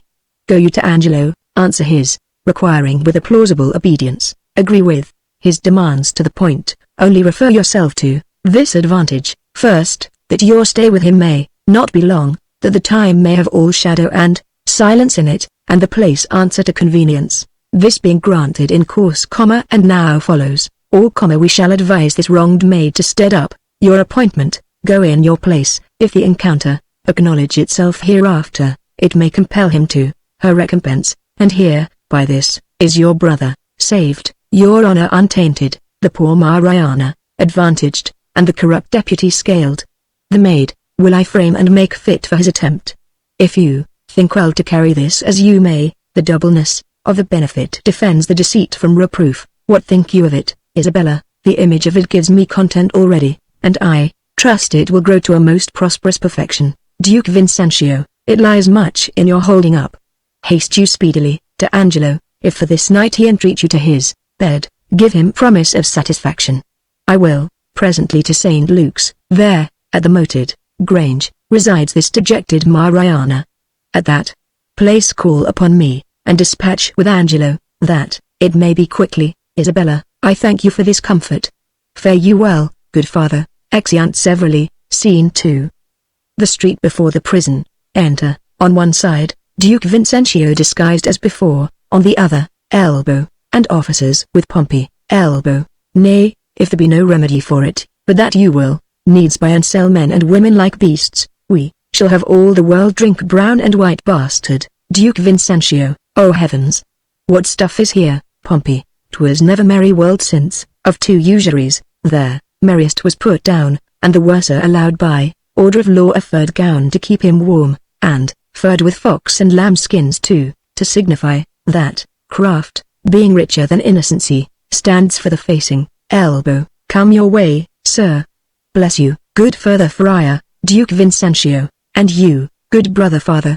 What offense hath this man made you, sir? Elbow, marry, sir. He hath offended the law, and, sir, we take him to be a thief too, sir, for we have found, upon him, sir, a strange picklock, which we have sent to the deputy. Duke Vincentio, fie, sirrah. A bawd, a wicked bawd. The evil that thou causest to be done, that is thy means to live. Do thou but think, what 'tis to cram a more or clothe the back, from such a filthy vice, say to thyself. From their abominable and beastly touches, I drink, I eat, array myself, and live. Canst thou believe thy living is a life so stinkingly depending? Goment, Pompey, indeed, it does stink in some sort, sir, but yet, sir, I would prove. Duke Vincentio, nay, if the devil have given thee proofs for sin, thou wilt prove his. Take him to prison, officer. Correction and instruction must both work, ere this rude beast will profit. Elbow. He must before the deputy, sir, he has given him Warning, the deputy cannot abide a whoremaster. If he be a whoremonger, and comes before him, he were as good go a mile on his errand. Duke Vincentio, that we were all, as some would seem to be, from our faults, as faults from seeming, free, elbow. His neck will come to your waist, a cord, sir, Pompey, I spy comfort, I cry bail. Here's a gentleman and a friend of mine, enter Lucio. Lucio, how now, noble Pompey? What, at the wheels of Caesar? Art thou led in triumph? What, is there none of Pygmalion's images, newly made woman, to be had now, for putting the hand in the pocket and extracting it clutched? What reply, ha? What, sayest thou to this tune, matter and method? Is't not drowned I the last train, ha? What sayest thou, Trot? Is the world as it was, man? Which is the way? Is it sad, and few words? Or how? There, trick of it, Duke Vincentio, still thus, and thus, still worse. Lucio, how doth my dear morsel, thy mistress? Procures she, still, ha? Pompey, troth, sir, she hath eaten up all her beef, and she is herself in the tub. Lucio, why, 'tis good, it is the right of it, it must be so, ever your fresh whore and your powdered board. An unshunned consequence, it must be so. Art going to prison, Pompey? Pompey, yes, faith, sir. Lucio, why, 'tis not amiss, Pompey. Farewell, go, say I, send thee there. For debt, Pompey? Or how? Elbow, for being aboard, for being aboard. Lucio, well, then, imprison him, if imprisonment be the due of a board. Why, 'tis his right, board is he, doubtless, and of antiquity too, board born. Farewell, good Pompey. Commend me to the prison. Pompey, you will turn good husband now, Pompey, you will keep the house, Pompey, I hope, sir, your good worship will be my bail. Lucio, no, indeed, will I not, Pompey, it is not the where, I will pray, Pompey, to increase your bondage, if you take it not patiently, why, your metal is there, more. Adieu, trusty Pompey. Bless you, Friar, Duke Vincentio, and you, Lucio. Does Bridget paint still, Pompey, ha? Elbow, come your ways, sir, come, Pompey, you will not bail me, then, sir? Lucio, then, Pompey, nor now. What news abroad, Friar? What news? Elbow, come your ways, sir, come. Lucio, go to kennel, Pompey, go. Exeunt Elbow, Pompey and officers. What news, Friar, of the Duke, Duke Vincentio? I know none. Can you tell me of any? Lucio, some say he is with the Emperor of Russia, other, some, he is in Rome. But where is he, think you, Duke Vincentio? I know not where, but wheresoever, I wish him well. Lucio, it was a mad fantastical trick of him to steal from the state, and usurp the beggary he was never born to. Lord Angelo Duke Sitwell in his absence, he puts transgression to tea. Duke Vincentio, he does well in tea. Lucio, a little more lenity to lechery would do no harm in him. Something too crabbed that way, Friar, Duke Vincentio, it is too general a vice, and severity must cure it. Lucio, yes, in good sooth. The vice is of a great kindred. It is well allied, but it is impossible to extirp it quite, Friar, till eating and drinking be put down. They say this Angelo was not made by man and woman after this downright way of creation. Is it true, think you, Duke Vincentio? How should he be made, then? Lucio, some report as he made spawned him, some, that he was begot between two stockfishes. But it is certain that when he makes water his urine is congealed ice, that I know to be true, and he is a motion generative, that's infallible. Duke Vincentio, you are pleasant, sir, and speak apace. Lucio, why, what a ruthless thing is this in him, for their rebellion of a codpiece to take away the life of a man. Would the Duke that is absent have done this? Ere he would have hanged a man for the getting 100 bastards, he would have paid for the nursing 1,000, he had some feeling of the sport, he knew the service, and that instructed him to mercy. Duke Vincentio, I never heard the absent Duke much detected for women. He was not inclined that way. Lucio, oh, sir, you are deceived. Duke Vincentio, 'tis not possible. Lucio, who, not the Duke? Yes, your beggar of 50, and his use was to put a ducat in her clack dish. There, Duke had crotchets in him. He would be drunk too. That let me inform you, Duke Vincentio, you do him wrong, surely. Lucio, sir, I was an inward of his. A shy fellow was there, Duke, and I believe I know the cause of his withdrawing. Duke Vincentio. What, I prithee, might be the cause? Lucio. No, pardon, 'tis a secret must be locked within their teeth and the lips, but this I can let you understand. The greater file of the subject held the Duke to be wise. Duke Vincentio. Wise?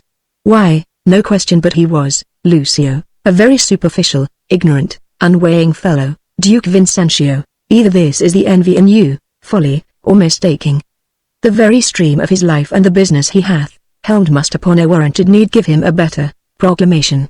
Let him be but testimonied in his own bringings forth, and he shall appear to their envious a scholar, a statesman and a soldier. Therefore you speak unskilfully, or if your knowledge be more it is much darkened in your malice. Lucio. Sir, I know him, and I love him. Duke Vincentio. Love talks with better knowledge, and knowledge with dearer love. Lucio. Come, sir, I know what I know. Duke Vincentio. I can hardly believe that, since you know not what you speak. But, if ever the Duke return, as our prayers are he may, let me desire you to make your answer before him. If it be honest you have spoke, you have courage to maintain it, I'm bound to call upon you, and, I pray you, your name? Lucio. Sir, my name is Lucio, well known to the Duke. Duke Vincentio. He shall know you better, sir, if I may live to report you. Lucio. I fear you not. Duke Vincentio. Oh, you hope the Duke will return no more, or you imagine me too unhurtful and opposite. But indeed I can do you little harm. You'll forswear this again. Lucio. I'll be hanged first. Thou art deceived in me. Friar. But no more of this. Canst thou tell if Claudio die tomorrow or no? Duke Vincentio. Why should he die, sir? Lucio. Why? For filling a bottle with a tundish.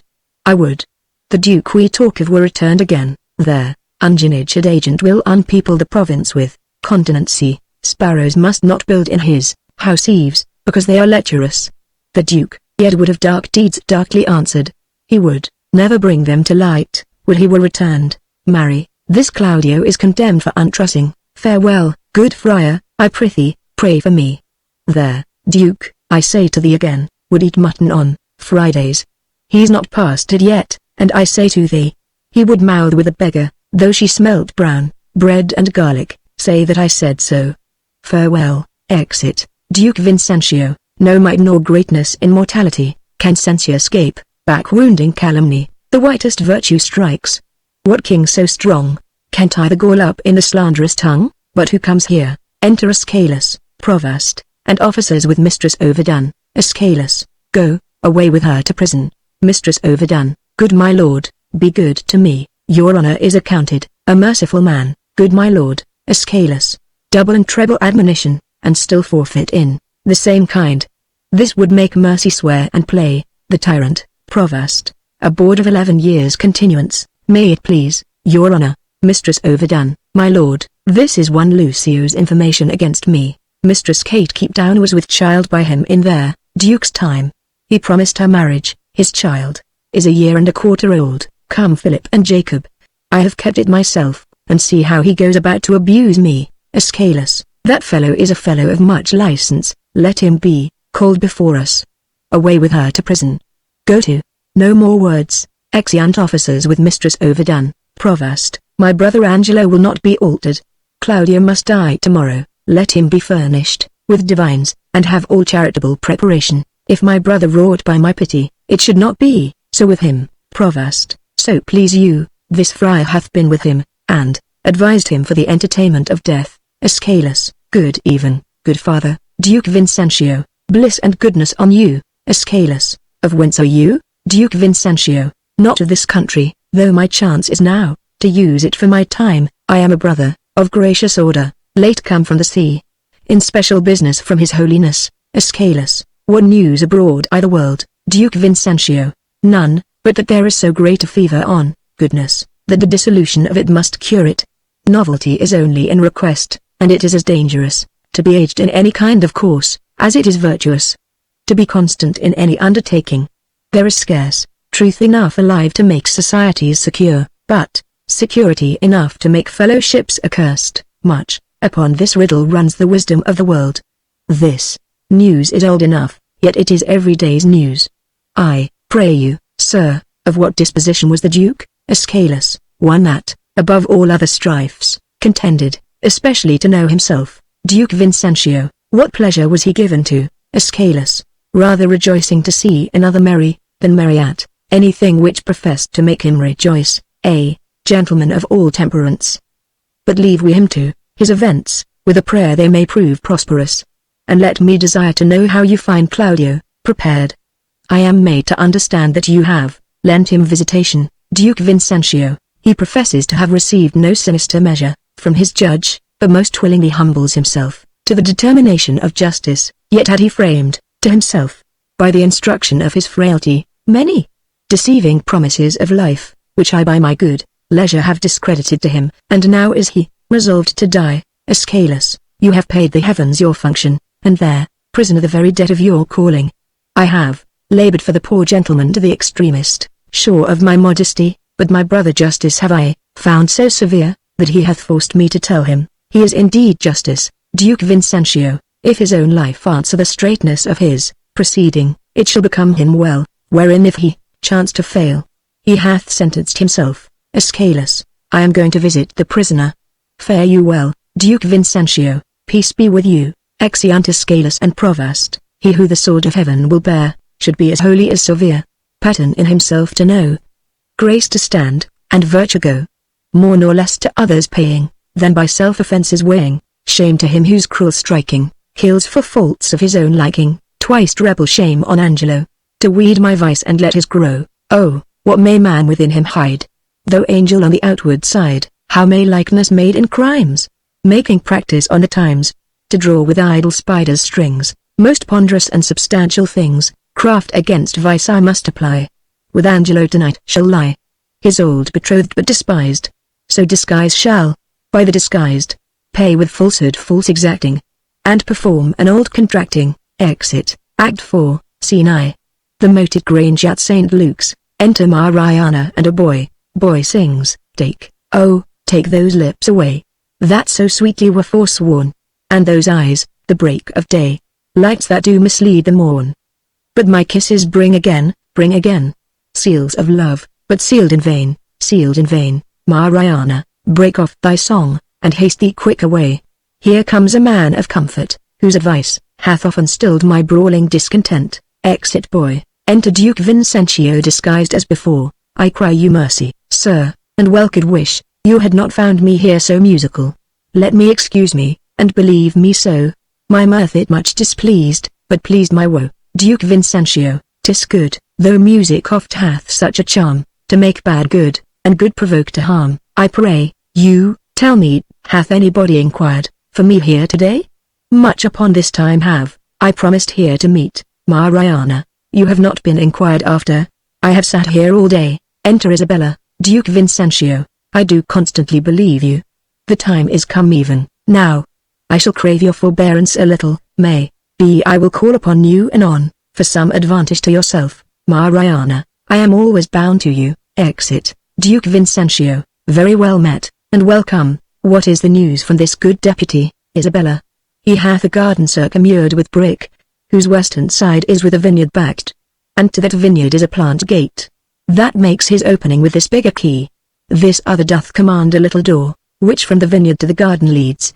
There have I made my promise, upon the heavy middle of the night, to call upon him. Duke Vincentio, but shall you on your knowledge find this way? Isabella, I have ta'en a due and wary note upont, with whispering and most guilty diligence. In action all of precept, he did show me the way twice o'er. Duke Vincentio, are there no other tokens between you agreed concerning her observance? Isabella, no, none, but only a repair in the dark. And that I have possessed him my most stay, can be but brief, for I have made him know, I have a servant comes with me along, that stays upon me, whose persuasion is, I come about my brother. Duke Vincentio, 'tis well borne up, I have not yet made known to Mariana a word of this. What, ho! Within. Come forth, re-enter Mariana, I pray you, be acquainted with this maid. She comes to do you good. Isabella, I do desire the like. Duke Vincentio, do you persuade yourself that I respect you? Mariana, good friar, I know you do, and have found it. Duke Vincentio, take, then, this your companion by the hand, who hath a story ready for your ear. I shall attend to your leisure, but make haste. The vaporous night approaches. Mariana, wilt please you walk aside? Exeunt Mariana and Isabella, Duke Vincentio. O place and greatness! Millions of false eyes are stuck upon thee, volumes of report run with these false and most contrarious quests upon thy doings. Thousand escapes of wit make thee the father of their idle dreams, and rack thee in their fancies. Re-enter Mariana and Isabella. Welcome. How agreed, Isabella? She'll take the enterprise upon her, father. If you advise it, Duke Vincentio, it is not my consent, but my entreaty too. Isabella, little have you to say, when you depart from him, but, soft and low. Remember now my brother, Mariana, fear me not, Duke Vincentio, nor, gentle daughter, fear you not at all. He is your husband on a pre-contract. To bring you thus together, 'tis no sin. Scythe that the justice of your title to him, doth flourish the deceit. Come, let us go. Our corns to reap, for yet our tithes to sow. Exeunt. Scene 2. A room in the prison. Enter Provost and Pompey. Provost, come hither, sirrah. Can you cut off a man's head? Pompey, if the man be a bachelor, sir, I can, but if he be a married man, he's his wife's head, and I can never cut off a woman's head. Provost, come, sir, leave me your snatches, and yield me a direct answer. Tomorrow morning are to die Claudio and Barnardine. Here is in our prison a common executioner, who in his office lacks a helper. If you will take it on you to assist him, it shall redeem you from your gyves. If not, you shall have your full time of imprisonment and your deliverance, with an unpitied whipping, for you have been a notorious bawd. Pompey, sir, I have been an unlawful bawd time out of mind. But yet I will be content to be a lawful hangman. I would be glad to receive some instruction from my fellow partner. Provost, what, ho? Abhorsen. Where's Abhorsen? There, enter Abhorsen. Abhorsen, do you call, sir? Provost, sirrah, here's a fellow who will help you tomorrow in your execution. If you think it meet, compound with him by the ear, and let him abide here with you. If not, use him for the present and dismiss him. He cannot plead his estimation with you. He hath been a bawd. Abhorsen, a bawd, sir? Fie upon him. He will discredit our mystery. Provost, go to, sir, you weigh equally, a feather will turn the scale. Exit. Pompey, pray, sir, by your good favor, for surely, sir, a good favor you have, but that you have a hanging. Look, do you call, sir, your occupation a mystery? Abhorsen, sir, a mystery. Pompey, painting, sir, I have heard say, is a mystery, and your whores, sir, being members of my occupation, using painting, do prove my occupation a mystery. But what mystery there should be in hanging, if I should be hanged, I cannot imagine. Abhorsen, sir, it is a mystery. Pompey, proof. Abhorsen, every true man's apparel fits your thief. If it be too little for your thief, your true man thinks it big enough. If it be too big for your thief, your thief thinks it little enough. So every true man's apparel fits your thief. Re-enter Provost. Provost, are you agreed? Pompey, sir, I will serve him, for I do find your hangman is a more penitent trade than your bawd. He doth oftener ask forgiveness. Provost, you, sirrah, provide your block and your axe. Tomorrow 4 o'clock. Abhorsen, come on, bawd, I will instruct thee in my trade. Follow. Pompey, I do desire to learn, sir, and I hope, if you have occasion to use me for your own turn, you shall find me for truly, sir, for your kindness I owe you a good turn. Provost, call hither Barnardine and Claudio. Exeunt Pompey and Abhorsen. The one has my pity, not a jot the other. Being a murderer, though he were my brother. Enter Claudio. Look, here's the warrant, Claudio, for thy death. 'Tis now dead midnight, and by 8 tomorrow, thou must be made immortal. Where's Barnardine? Claudio, as fast locked up in sleep as guiltless labor, when it lies starkly in the traveller's bones. He will not wake. Provost, who can do good on him? Well, go, prepare yourself, knocking within, but, hark, what noise? Heaven give your spirits comfort. Exit Claudio. By and by, I hope it is some pardon or reprieve, for the most gentle Claudio. Enter Duke Vincentio disguised as before. Welcome father, Duke Vincentio, the best and wholesomest spirits of the night, envelope you, good Provost. Who called here of late? Provost, none, since the curfew rung. Duke Vincentio, not Isabel. Provost, number, Duke Vincentio, they will, then, ere it be long. Provost, what comfort is for Claudio, Duke Vincentio, there's some in hope. Provost, it is a bitter deputy, Duke Vincentio, not so, not so. His life is paralleled, even with the stroke and line of his great justice. He doth with holy abstinence subdue, that in himself which he spurs on his power, to qualify in others, were he mild with that, which he corrects, then were he tyrannous. But this being so, he's just, knocking within. Now are they come, exit Provost, this is a gentle Provost, seldom when, the steel jailer is the friend of men, knocking within, how now? What noise? That spirit's possessed with haste, that wounds the unsisting postern with these strokes, re-enter Provost, Provost, there he must stay until the officer, arise to let him in, he is called up, Duke Vincentio, have you no countermand for Claudio yet? But he must die tomorrow, Provost, none, sir, none, Duke Vincentio, as near the dawning, Provost, as it is. You shall hear more ere morning, Provost, happily, you something know, yet I believe there comes, no countermand, no such example have we. Besides, upon the very siege of justice, Lord Angelo hath to the public ear professed the contrary. Enter a messenger, this is his lordship's man, Duke Vincentio, and here comes Claudio's pardon. Messenger, giving a paper, my lord hath sent you this note, and by me this, further charge, that you swerve not from their smallest article of it, neither in time, matter, or other circumstance. Good morrow, for, as I take it, it is almost day. Provost, I shall obey him. Exit messenger, Duke Vincentio, aside, this is his pardon, purchased by such sin, for which the pardoner himself is in, hence hath offence his quick celerity. When it is born in high authority, when vice makes mercy, mercy's so extended, that for the fault's love is the offender friended. Now, sir, what news? Provost, I told you. Lord Angelo, belike thinking me remiss, in mine office, awakens me with this unwonted, putting on, methinks strangely, for he hath not used it before. Duke Vincentio, pray you, let's hear. Provost, reads, whatsoever you may hear to the contrary, let Claudio be executed by 4 of the clock, and in their afternoon Barnardine, for my better satisfaction. Let me have Claudio's head sent me by 5. Let this be duly performed, with a thought that more depends on it than we must yet deliver.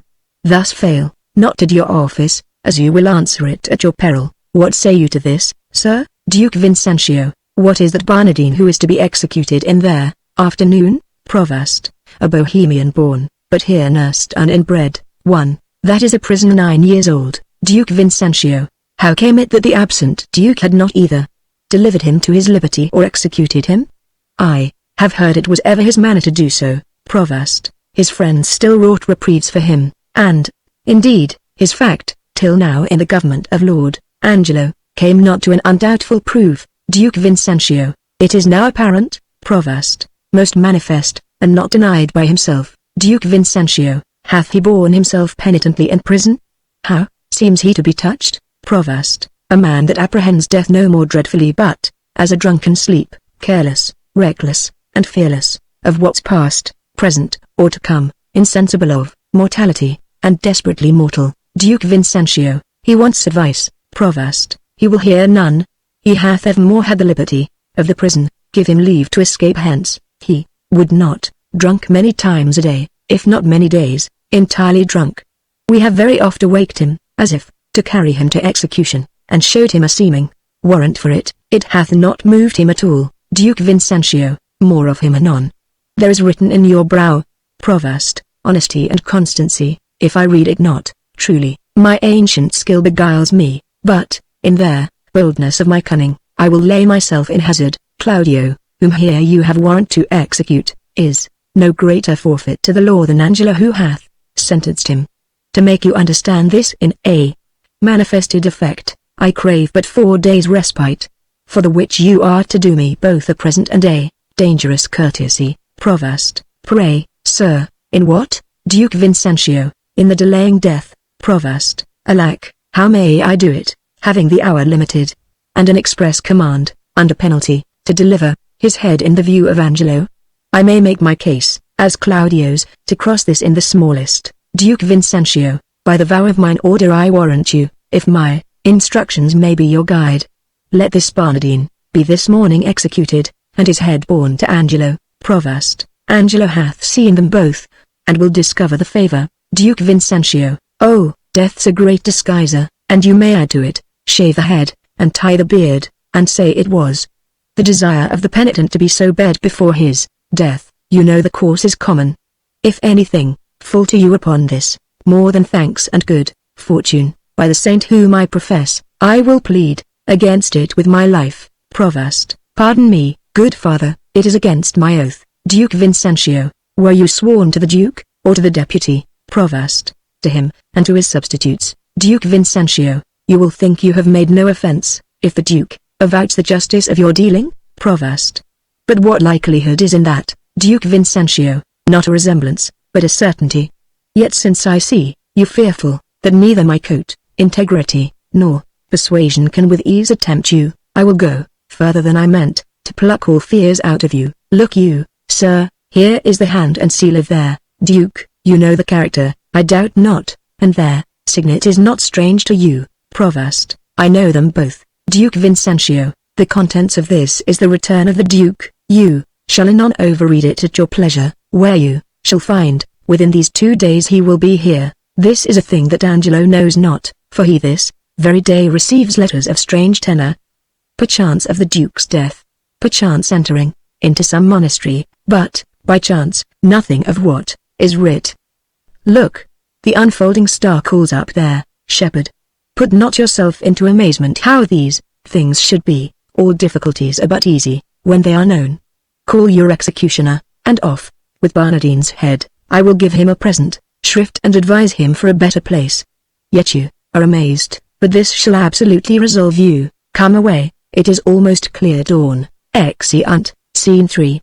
Another room in the same. Enter Pompey. Pompey, I am as well acquainted here as I was in our house of profession. One would think it were Mistress Overdone's own house, for here be many of her old customers. First, here's young Master Rash, he's in for a commodity of brown paper and old ginger. £69 17, of which he made 5 marks, ready money. Marry, then ginger was not much in request, for the old women were all dead. Then is the here one Master Caper, at the suit of Master Threepile the mercer, for some 4 suits of peach-coloured satin, which now peaches him a beggar.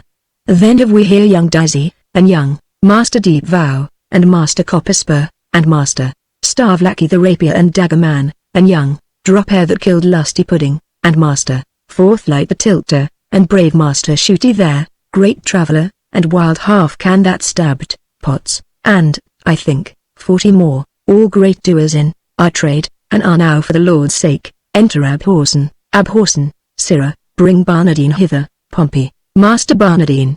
You must rise and be hanged. Master Barnardine. Abhorsen, what? Ha, Barnardine, Barnardine, within, a pox o' your throats. Who makes that noise there? What are you? Pompey, your friends, sir, the hangman. You must be so good, sir, to rise and be put to death. Barnardine, within. Away, you rogue, away. I am sleepy. Abhorsen, tell him he must awake, and that quickly too. Pompey, pray, Master Barnardine, awake till you are executed, and sleep afterwards. Abhorsen, go in to him, and fetch him out. Pompey, he is coming, sir, he is coming, I hear his straw rustle. Abhorsen, is the axe upon the block, sirrah? Pompey, very ready, sir. Enter Barnardine. Barnardine, how now, Abhorsen? What's the news with you?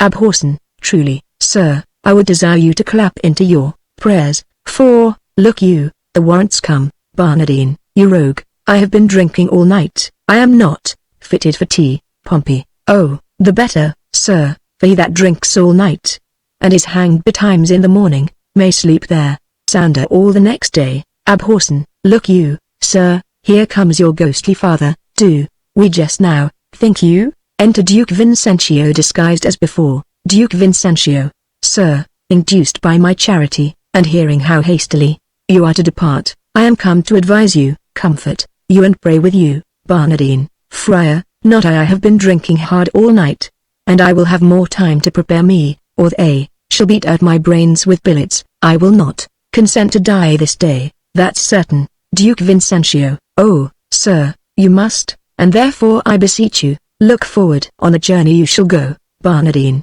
I swear I will not die today for any man's persuasion, Duke Vincentio. But hear you, Barnardine, not a word. If you have anything to say to me, come to my ward, for thence will not I today. Exit. Duke Vincentio, unfit to live or die. O gravel heart. After him, fellows, bring him to the block. Exeunt Abhorsen and Pompey. Re-enter Provost. Provost. Now, sir, how do you find the prisoner, Duke Vincentio, a creature unprepared, unmeet for death? And to transport him in the mind he is, were damnable. Provost. Here in the prison, father. There died this morning of a cruel fever, one Ragozine, a most notorious pirate. A man of Claudio's years, his beard and head, just of his color. What if we do omit this reprobate till he were well inclined, and satisfy the deputy with a visage of Ragozine, more like to Claudio, Duke Vincentio? Oh, 'tis an accident that heaven provides. Dispatch it presently. The hour draws on. Prefixed by Angelo. See this be done, and sent according to command, whiles I persuade this rude wretch willingly to die. Provost. This shall be done, good father, presently, but Barnardine must die this afternoon. And how shall we continue, Claudio? To save me from the danger that might come, if he were known alive, Duke Vincentio, let this be done. Put them in secret holds, both Barnardine and Claudio. Ere twice the sun hath made his journal greeting, to the under generation, you shall find your safety manifested. Provost. I am your free dependent, Duke Vincentio. Quick, dispatch, and send the head to Angelo. Exit Provost. Now will I write letters to Angelo, the Provost. He shall bear them, whose contents shall witness to him I am near at home, and that, by great injunctions, I'm bound to enter publicly. Him I'll desire to meet me at the consecrated fount, a league below the city, and from thence, by cold gradation and well-balanced form, we shall proceed with Angelo. Re-enter Provost. Provost. Here is the head, I'll carry it myself. Duke Vincentio. Convenient is it? Make a swift return, for I will commune with you of such things that want no ear but yours. Provost. I'll make all speed. Exit. Isabella. Within. Peace. Be here, Duke Vincentio. The tongue of Isabel. She's come to know, if yet her brother's pardon be come hither. But I will keep her ignorant of her good, to make her heavenly comforts of despair, when it is least expected. Enter Isabella. Isabella. By your leave, Duke Vincentio. Good morning to you, fair and gracious daughter. Isabella. The better, given me by so holy a man. Hath yet the deputy sent my brother's pardon? Duke Vincentio. He hath released him, Isabel, from the world. His head is off and sent to Angelo. Isabella. Nay, but it is not so, Duke Vincentio. It is no other. Show your wisdom, daughter, in your close patience. Isabella. Oh, I will to him and pluck out his eyes. Duke Vincentio. You shall not be admitted to his sight. Isabella. Unhappy Claudio. Wretched Isabel. Injurious world. Most damned Angelo. Duke Vincentio. This nor hurts him nor profits you jot. Forbear it therefore, give your cause to heaven, mark what I say, which you shall find, by every syllable a faithful verity. The Duke comes home tomorrow. Nay, dry your eyes. One of our convent, and his confessor, gives me this instance. Already he hath carried notice to Escalus and Angelo, who do prepare to meet him at the gates, that to give up their power.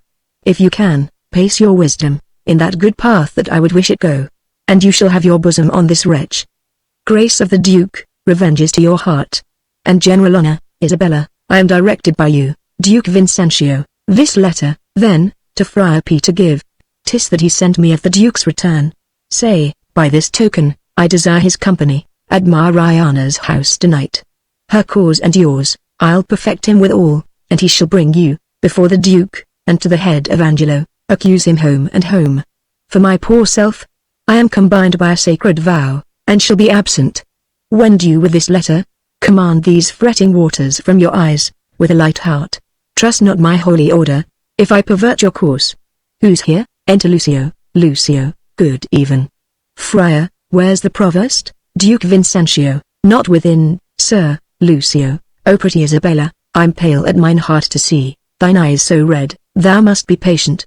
I am fain to dine and sup with water and bran. I dare not, for my head fill my belly. One fruitful meal would set me to tea. But they say the Duke will be here tomorrow. By my troth, Isabel, I loved thy brother. If the old fantastical Duke of Dark Corners had been at home, he had lived Exit Isabella. Duke Vincentio, sir. The Duke is marvelous little beholding to your reports, but the best is, he lives not in them. Lucio, friar, thou knowest not the Duke so well as I do.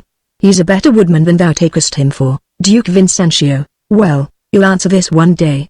Fare ye well, Lucio. Nay, tarry, I'll go along with thee. I can tell thee pretty tales of the Duke. Duke Vincentio, you have told me too many of him already, sir, if they be true. If not true, none were enough. Lucio, I was once before him forgetting a wench with child. Duke Vincentio, did you such a thing? Lucio, yes, marry, did I, but I was faint to forswear it. They would else have married me to the rotten meddler. Duke Vincentio, sir, your company is fairer than honest. Rest you well, Lucio, by my troth, I'll go with thee to the lane's end. If bawdy talk offend you, we'll have very little of it. Nay, friar, I am a kind of burr, I shall stick. Exeunt. Scene 4. A room in Angelo's house. Enter Angelo and Escalus. Escalus, every letter he hath writ hath disvouched t'other. Angelo, in most uneven and distracted manner. His actions show much like to madness. Pray heaven his wisdom be not tainted. And why meet him at the gates, and re-deliver our authorities there? Escalus, I guess not, Angelo, and why should we proclaim it in an hour before his entering, that if any crave redress of injustice, they should exhibit their petitions in the street? Escalus, he shows his reason for that, to have a dispatch of complaints, and to deliver us from devices hereafter, which shall then have no power to stand against us. Angelo, well, I beseech you, let it be proclaimed betimes. I the morn, I'll call you at your house, give notice to such men of sort and suit as are to meet him. Escalus, I shall, sir. Fare you well, Angelo, good night. Exit Escalus. This deed unships me quite, makes me unpregnant, and dealt to all proceedings. A deflowered maid, and by an eminent body that enforced the law against it, but that her tender shame will not proclaim against her maiden loss. How might she tongue me? Yet reason dares I know, for my authority bears of a credent bulk, that no particular scandal once can touch, but it confounds the breather. He should have lived, save that riotous youth, with dangerous sense, might in the times to come have ta'en revenge, by so receiving a dishonored life, with ransom of such shame. Would yet he had lived, alack, when once our grace we have forgot.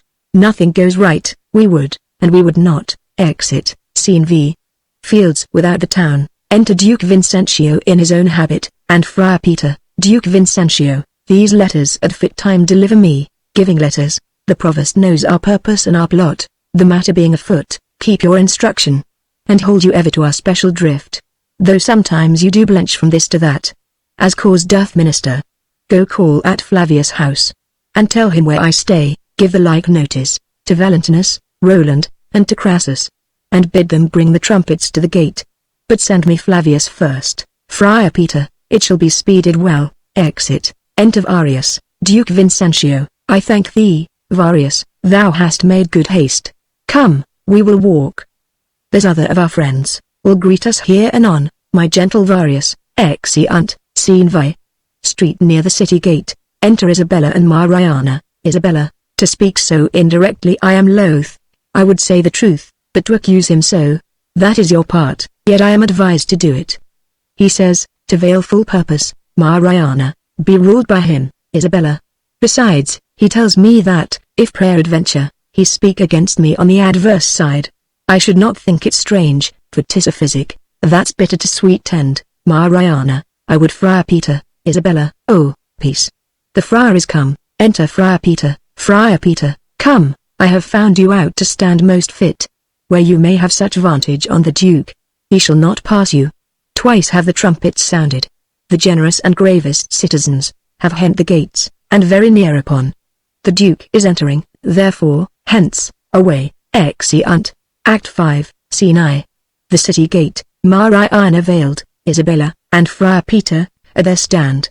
Enter Duke Vincentio, Varius, lords, Angelo, Escalus, Lucio, provost, officers, and citizens, at several doors. Duke Vincentio, my very worthy cousin, fairly met, our old and faithful friend, we are glad to see you. Angelo. Escalus, happy return be to your royal grace. Duke Vincentio, many and hearty thankings to you both. We have made inquiry of you, and we hear such goodness of your justice, that our soul cannot but yield you forth to public thanks. For running more requital, Angelo, you make my bond still greater. Duke Vincentio, oh, your desert speaks loud, and I should wrong it. To lock it in the wards of covet bosom, when it deserves, with characters of brass, a forted residence gainst the tooth of time, and azure of oblivion. Give me your hand, and let the subject see, to make them know, that outward courtesies would fain proclaim, favors that keep within. Come, Aeschylus, you must walk by us on our other hand. And good supporters are you. Friar Peter and Isabella, come forward. Friar Peter, now is your time. Speak loud and kneel before him. Isabella, justice, O royal duke. Veil your regard upon a wronged. I would fain have said, a maid. O worthy prince, dishonor not your eye by throwing it on any other object, till you have heard me in my true complaint, and given me justice. Justice, justice, justice. Duke Vincentio, relate your wrongs. In what? By whom? Be brief. Here is Lord Angelo shall give you justice. Reveal yourself to him, Isabella. O worthy duke, you bid me seek redemption of the devil. Hear me yourself, for that which I must speak, must either punish me, not being believed, or wring redress from you. Hear me, oh hear me, hear, Angelo, my lord. Her wits, I fear me, are not firm. She hath been a suitor to me for her brother, cut off by course of justice, Isabella, by course of justice, Angelo, and she will speak most bitterly and strange, Isabella, most strange, but yet most truly, will I speak. That Angelo's forsworn, is it not strange? That Angelo's a murderer, is 't not strange? That Angelo is an adulterous thief, an hypocrite, a virgin violator. Is it not strange and strange, Duke Vincentio? Nay, it is 10 times strange, Isabella. It is not true he is Angelo, then this is all as true as it is strange. Nay, it is 10 times true, for truth is truth, to the end of reckoning. Duke Vincentio, away with her. Poor soul. She speaks this in the infirmity of sense. Isabella, O prince, I conjure thee, as thou believest, there is another comfort than this world, that thou neglect me not, with that opinion, that I am touched with madness. Make not impossible, that which but seems unlike. 'Tis not impossible. But one, the wickedest caitiff on the ground, may seem as shy, as grave, as just, as absolute, as Angelo, even so may Angelo, in all his dressings, characts, titles, forms, be an arch-villain, believe it, royal prince. If he be less, he's nothing, but he's more. Had I more name for badness, Duke Vincentio, by mine honesty. If she be mad, as I believe no other, her madness hath the oddest frame of sense, such a dependency of thing on thing, as e'er I heard in madness. Isabella, O gracious duke, harp not on that, nor do not banish reason, for inequality, but let your reason serve, to make the truth appear where it seems hid, and hide the false seems true. Duke Vincentio, many that are not mad, have, sure, more lack of reason. What would you say, Isabella? I am the sister of one Claudio, condemned upon the act of fornication, to lose his head, condemned by Angelo. I, in probation of a sisterhood, was sent to by my brother, one Lucio, as then the messenger, Lucio, that's I, and like your grace, I came to her from Claudio, and desired her, to try her gracious fortune with Lord Angelo, for her poor brother's pardon. Isabella, that's he indeed. Duke Vincentio, you were not bid to speak, Lucio. No, my good lord, nor wished to hold my peace. Duke Vincentio, I wish you now, then, pray you, take note of it, and when you have a business for yourself, pray heaven you then be perfect. Lucio, I warrant your honor. Duke Vincentio, their warrants for yourself, take heed tot. Isabella, this gentleman told somewhat of my tale, Lucio, right. Duke Vincentio, it may be right, but you are either wrong, to speak before your time. Proceed. Isabella, I went to this pernicious caitiff deputy, Duke Vincentio, that's somewhat madly spoken. Isabella, pardon it. The phrase is to the matter. Duke Vincentio, mend it again. The matter, proceed. Isabella, in brief, to set the needless process by. How I persuaded, how I prayed, and kneeled. How he repelled me, and how I replied, for this was of much length, the vile conclusion, I now begin with grief and shame to utter. He would not, but by gift of my chaste body, to his concupiscible intemperate lust, release my brother, and, after much debatement, my sisterly remorse confutes mine honor, and I did yield to him. But the next morn betimes, his purpose surfeiting, he sends a warrant, for my poor brother's head, Duke Vincentio. This is most likely, Isabella. Oh, that it were as like as it is true, Duke Vincentio. By heaven, fond wretch, thou knowest not what thou speakst, treat, or else thou art suborned against his honor, in hateful practice. First, his integrity stands without blemish. Next, it imports no reason, that with such vehemency he should pursue faults proper to himself. If he had so offended, he would have weighed thy brother by himself, and not have cut him off. Someone hath set you on. Confess the truth, and say by whose advice thou camest here to complain, Isabella. And is this all? Then, O you blessed ministers above, keep me in patience, and with ripened time, unfold the evil which is here wrapped up in countenance. Heaven shield your grace from woe. As I, thus wronged, hence unbelieved go, Duke Vincentio, I know you'll fain be gone. An officer, to prison with her. Shall we thus permit a blasting and a scandalous breath to fall on him so near us? This needs must be a practice. Who knew of your intent and coming hither, Isabella? One that I would were here, Friar Lodowick, Duke Vincentio, a ghostly father, belike. Who knows that Lodowick, Lucio, my lord? I know him, 'tis a meddling friar. I do not like the man. Had he been lay, my lord, for certain words he spake against your grace, in your retirement, I had swinged him soundly. Duke Vincentio, words against me? This is a good friar, belike, and to set on this wretched woman here, against our substitute. Let this friar be found, Lucio. But yesternight, my lord, she and that friar, I saw them at the prison, a saucy friar, a very scurvy fellow, Friar Peter, blessed be your royal grace, I have stood by, my lord, and I have heard your royal ear abused. First, hath this woman most wrongfully accused your substitute, who is as free from touch or soil with her, as she from one annot, Duke Vincentio. We did believe no less. Know you that Friar Lodowick that she speaks of, Friar Peter, I know him for a man divine and holy, not scurvy, nor a temporary meddler, as he's reported by this gentleman, and, on my trust, a man that never yet did, as he vouches, misreport your grace, Lucio, my lord, most villainously. Believe it, Friar Peter. Well, he in time may come to clear himself, but at this instant he is sick, my lord, of a strange fever. Upon his mere request, being come to knowledge that there was complaint intended against Lord Angelo, came I hither, to speak, as from his mouth, what he doth know, is true and false, and what he with his oath, and all probation will make up full clear, whensoever he's convicted.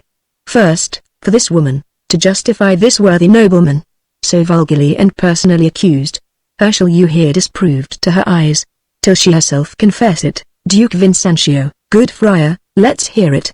Isabella is carried off guarded, and Mariana comes forward. Do you not smile at this, Lord Angelo? O heaven, the vanity of wretched fools, give us some seats. Come, cousin Angelo. In this I'll be impartial, be you judge of your own cause.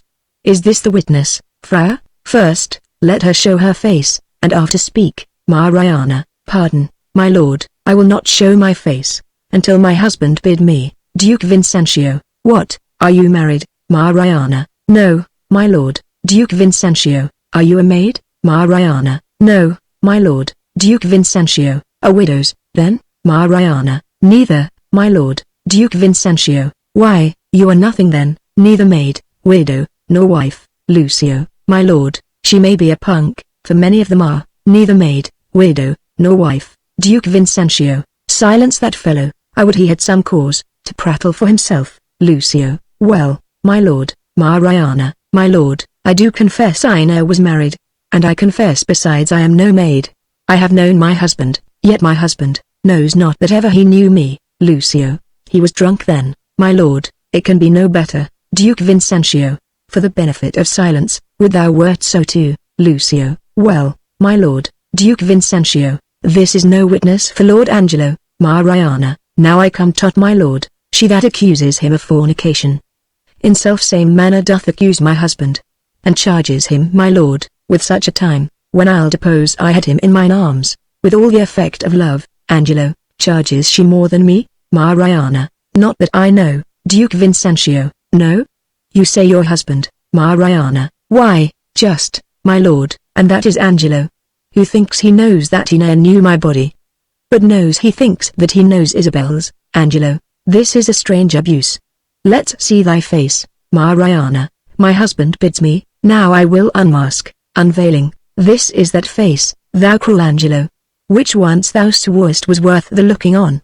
This is the hand which, with avowed contract, was fast belocked in thine, this is the body, that took away the match from Isabel, and did supply thee at thy garden house, in her imagined person, Duke Vincentio. Know you this woman, Lucio? Carnally, she says, Duke Vincentio. Sirrah, no more, Lucio. Enough, my lord. Angelo, my lord, I must confess I know this woman, and 5 years since there was some speech of marriage, betwixt myself and her, which was broke off, partly for that our promised proportions, came short of composition, but in chief, for that her reputation was disvalued, in levity, since which time of 5 years, I never spake with her, saw her, nor heard from her.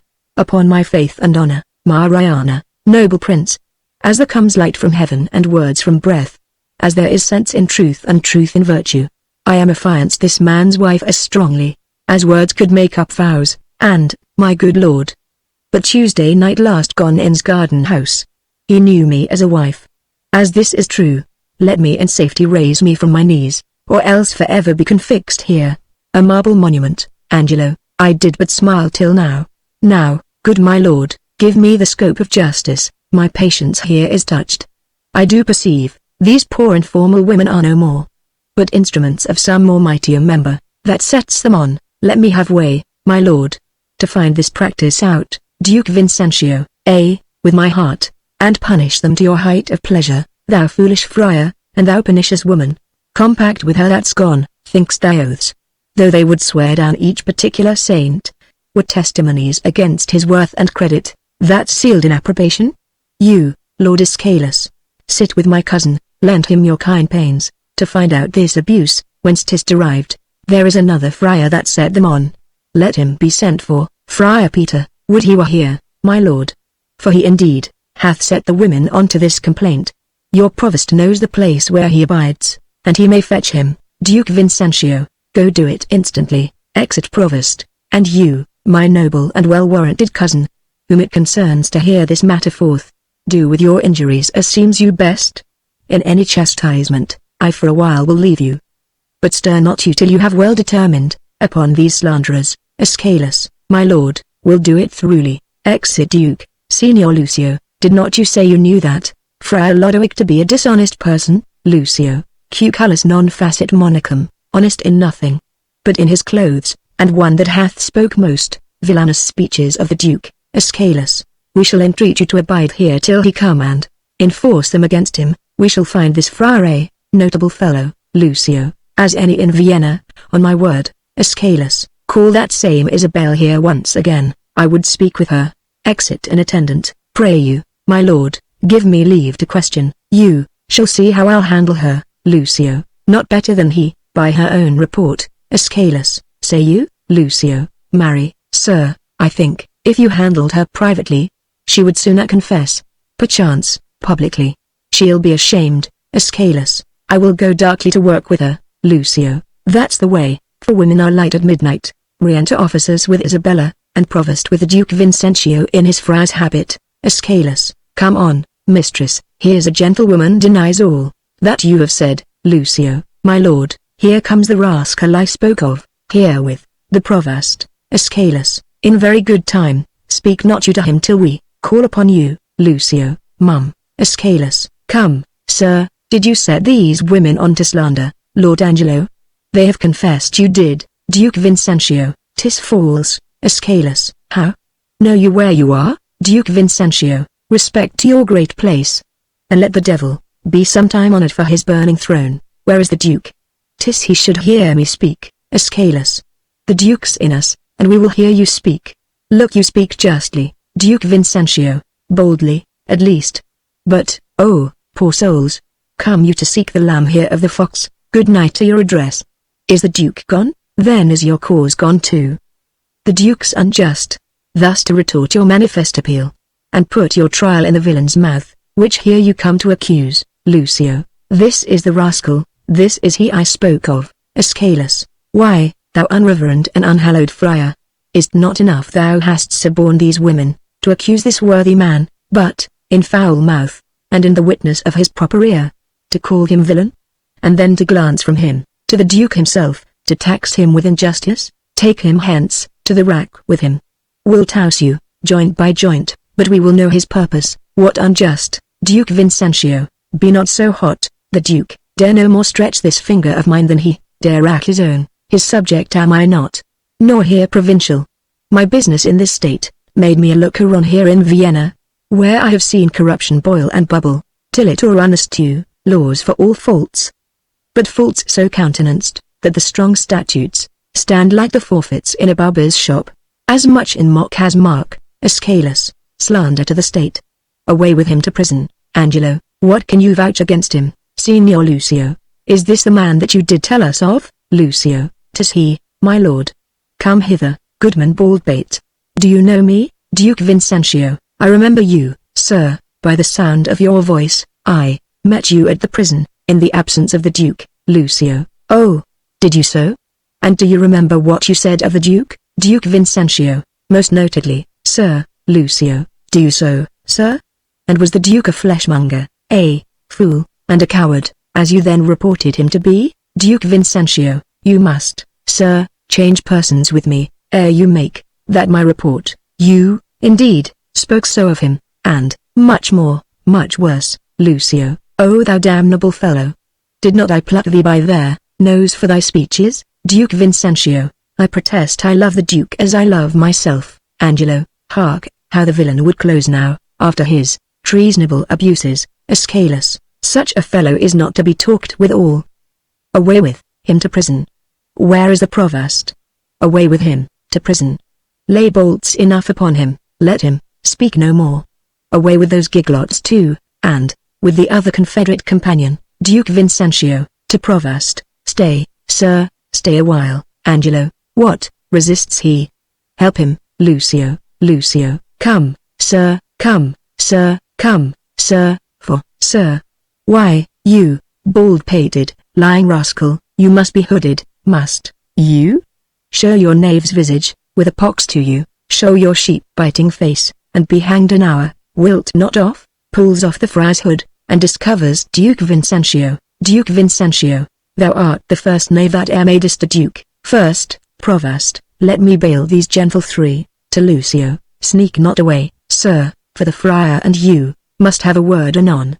Lay hold on him, Lucio. This may prove worse than hanging. Duke Vincentio, to Escalus, what you have spoke I pardon. Sit you down. Will borrow place of him. To Angelo, sir, by your leave, hast thou or word, or wit, or impudence, that yet can do the office? If thou hast, rely upon it till my tale be heard, and hold no longer out. Angelo, O my dread lord, I should be guiltier than my guiltiness. To think I can be undiscernible, when I perceive your grace, like power divine, hath looked upon my passes. Then, good prince, no longer session hold upon my shame, but let my trial be mine own confession. Immediate sentence then and sequent death, is all the grace I beg. Duke Vincentio, come hither, Mariana. Say, wast thou e'er contracted to this woman? Angelo, I was, my lord. Duke Vincentio, go take her hence, and marry her instantly. Do you the office, friar, which consummate. Return him here again. Go with him, provost. Exeunt Angelo, Mariana, Friar Peter and provost. Escalus, my lord, I am more amazed at his dishonor, than at the strangeness of it. Duke Vincentio, come hither. Isabel, your friar is now your prince, as I was then, advertising and wholly to your business. Not changing heart with habit, I am still, attorneyed at your service. Isabella, oh, give me pardon, that I, your vassal, have employed and pained your unknown sovereignty. Duke Vincentio, you are pardoned, Isabel. And now, dear maid, be you as free to us. Your brother's death, I know, sits at your heart, and you may marvel why I obscured myself, laboring to save his life, and would not rather make rash remonstrance of my hidden power, than let him so be lost. O most kind maid, it was the swift celerity of his death, which I did think with slower foot came on, that brained my purpose. But, peace be with him, that life is better life, past fearing death, than that which lives to fear. Make it your comfort.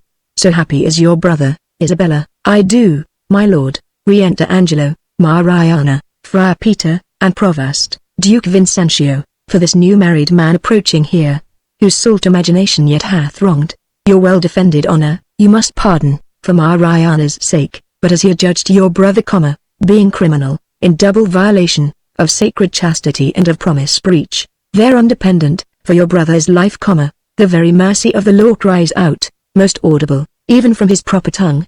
And Angelo for Claudio, death for death, haste still pays haste, and leisure answers leisure, like doth quit like, and measure still for measure. Then, Angelo, thy faults thus manifested, which, though thou wouldst deny, denies thee vantage, we do condemn thee to the very block, where Claudio stooped to death, and with like haste, away with him. Mariana, O my most gracious lord, I hope you will not mock me with a husband. Duke Vincentio, it is your husband mocked you with a husband, consenting to the safeguard of your honor.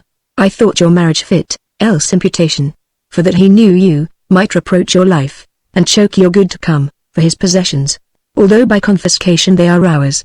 We do instate and widow you with all, to buy you a better husband. Mariana, O my dear lord, I crave no other, nor no better man. Duke Vincentio, never crave him. We're definitive. Mariana, gentle my liege, kneeling. Duke Vincentio, you do but lose your labor, away with him to death. To Lucio, now, sir, to you. Mariana, O my good lord. Sweet Isabel, take my part. Lend me your knees, and all my life to come, I'll lend you all my life to do service. Duke Vincentio, against all sense you do importune her. Should she kneel down in mercy of this fact, her brother's ghost his paved bed would break, and take her hence in horror. Mariana, Isabel, sweet Isabel, do yet but kneel by me. Hold up your hands, say nothing, I'll speak all. They say, best men are moulded out of faults, and, for the most, become much more the better, for being a little bad. So may my husband. O Isabel, will you not lend a knee? Duke Vincentio, he dies for Claudio's death. Isabella, most bounteous sir, kneeling. Look, if it please you, on this man condemned.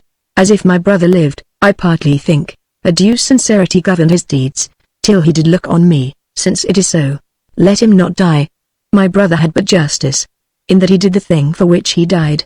For Angelo, his act did not o'ertake his bad intent, and must be buried but as an intent, that perished by the way. Thoughts are no subjects, intents but merely thoughts. Mariana, merely, my lord. Duke Vincentio, your suit's unprofitable. Stand up, I say. I have bethought me of another fault. Provost, how came it Claudio was beheaded, at an unusual hour? Provost, it was commanded so. Duke Vincentio, had you a special warrant for the deed? Provost, no, my good lord, it was by private message. Duke Vincentio, for which I do discharge you of your office.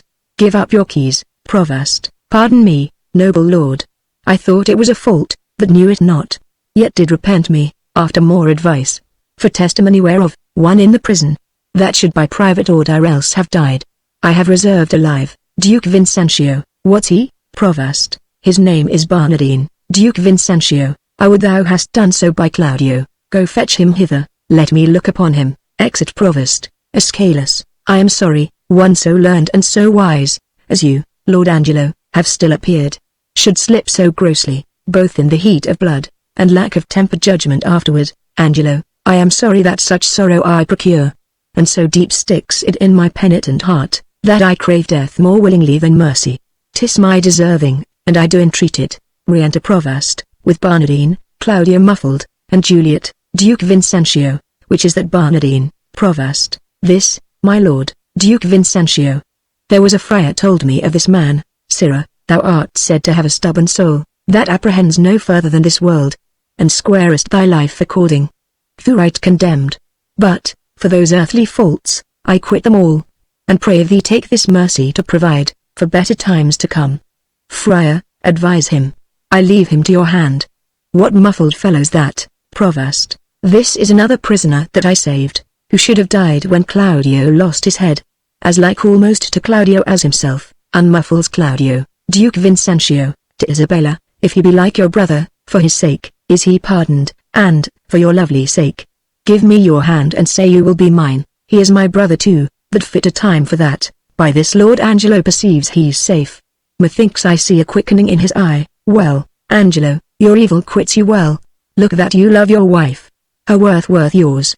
I find an apartment remission in myself, and yet here's one in place I cannot pardon. To Lucio, You, sirrah, that knew me for a fool, a coward, one all of luxury, an ass, a madman.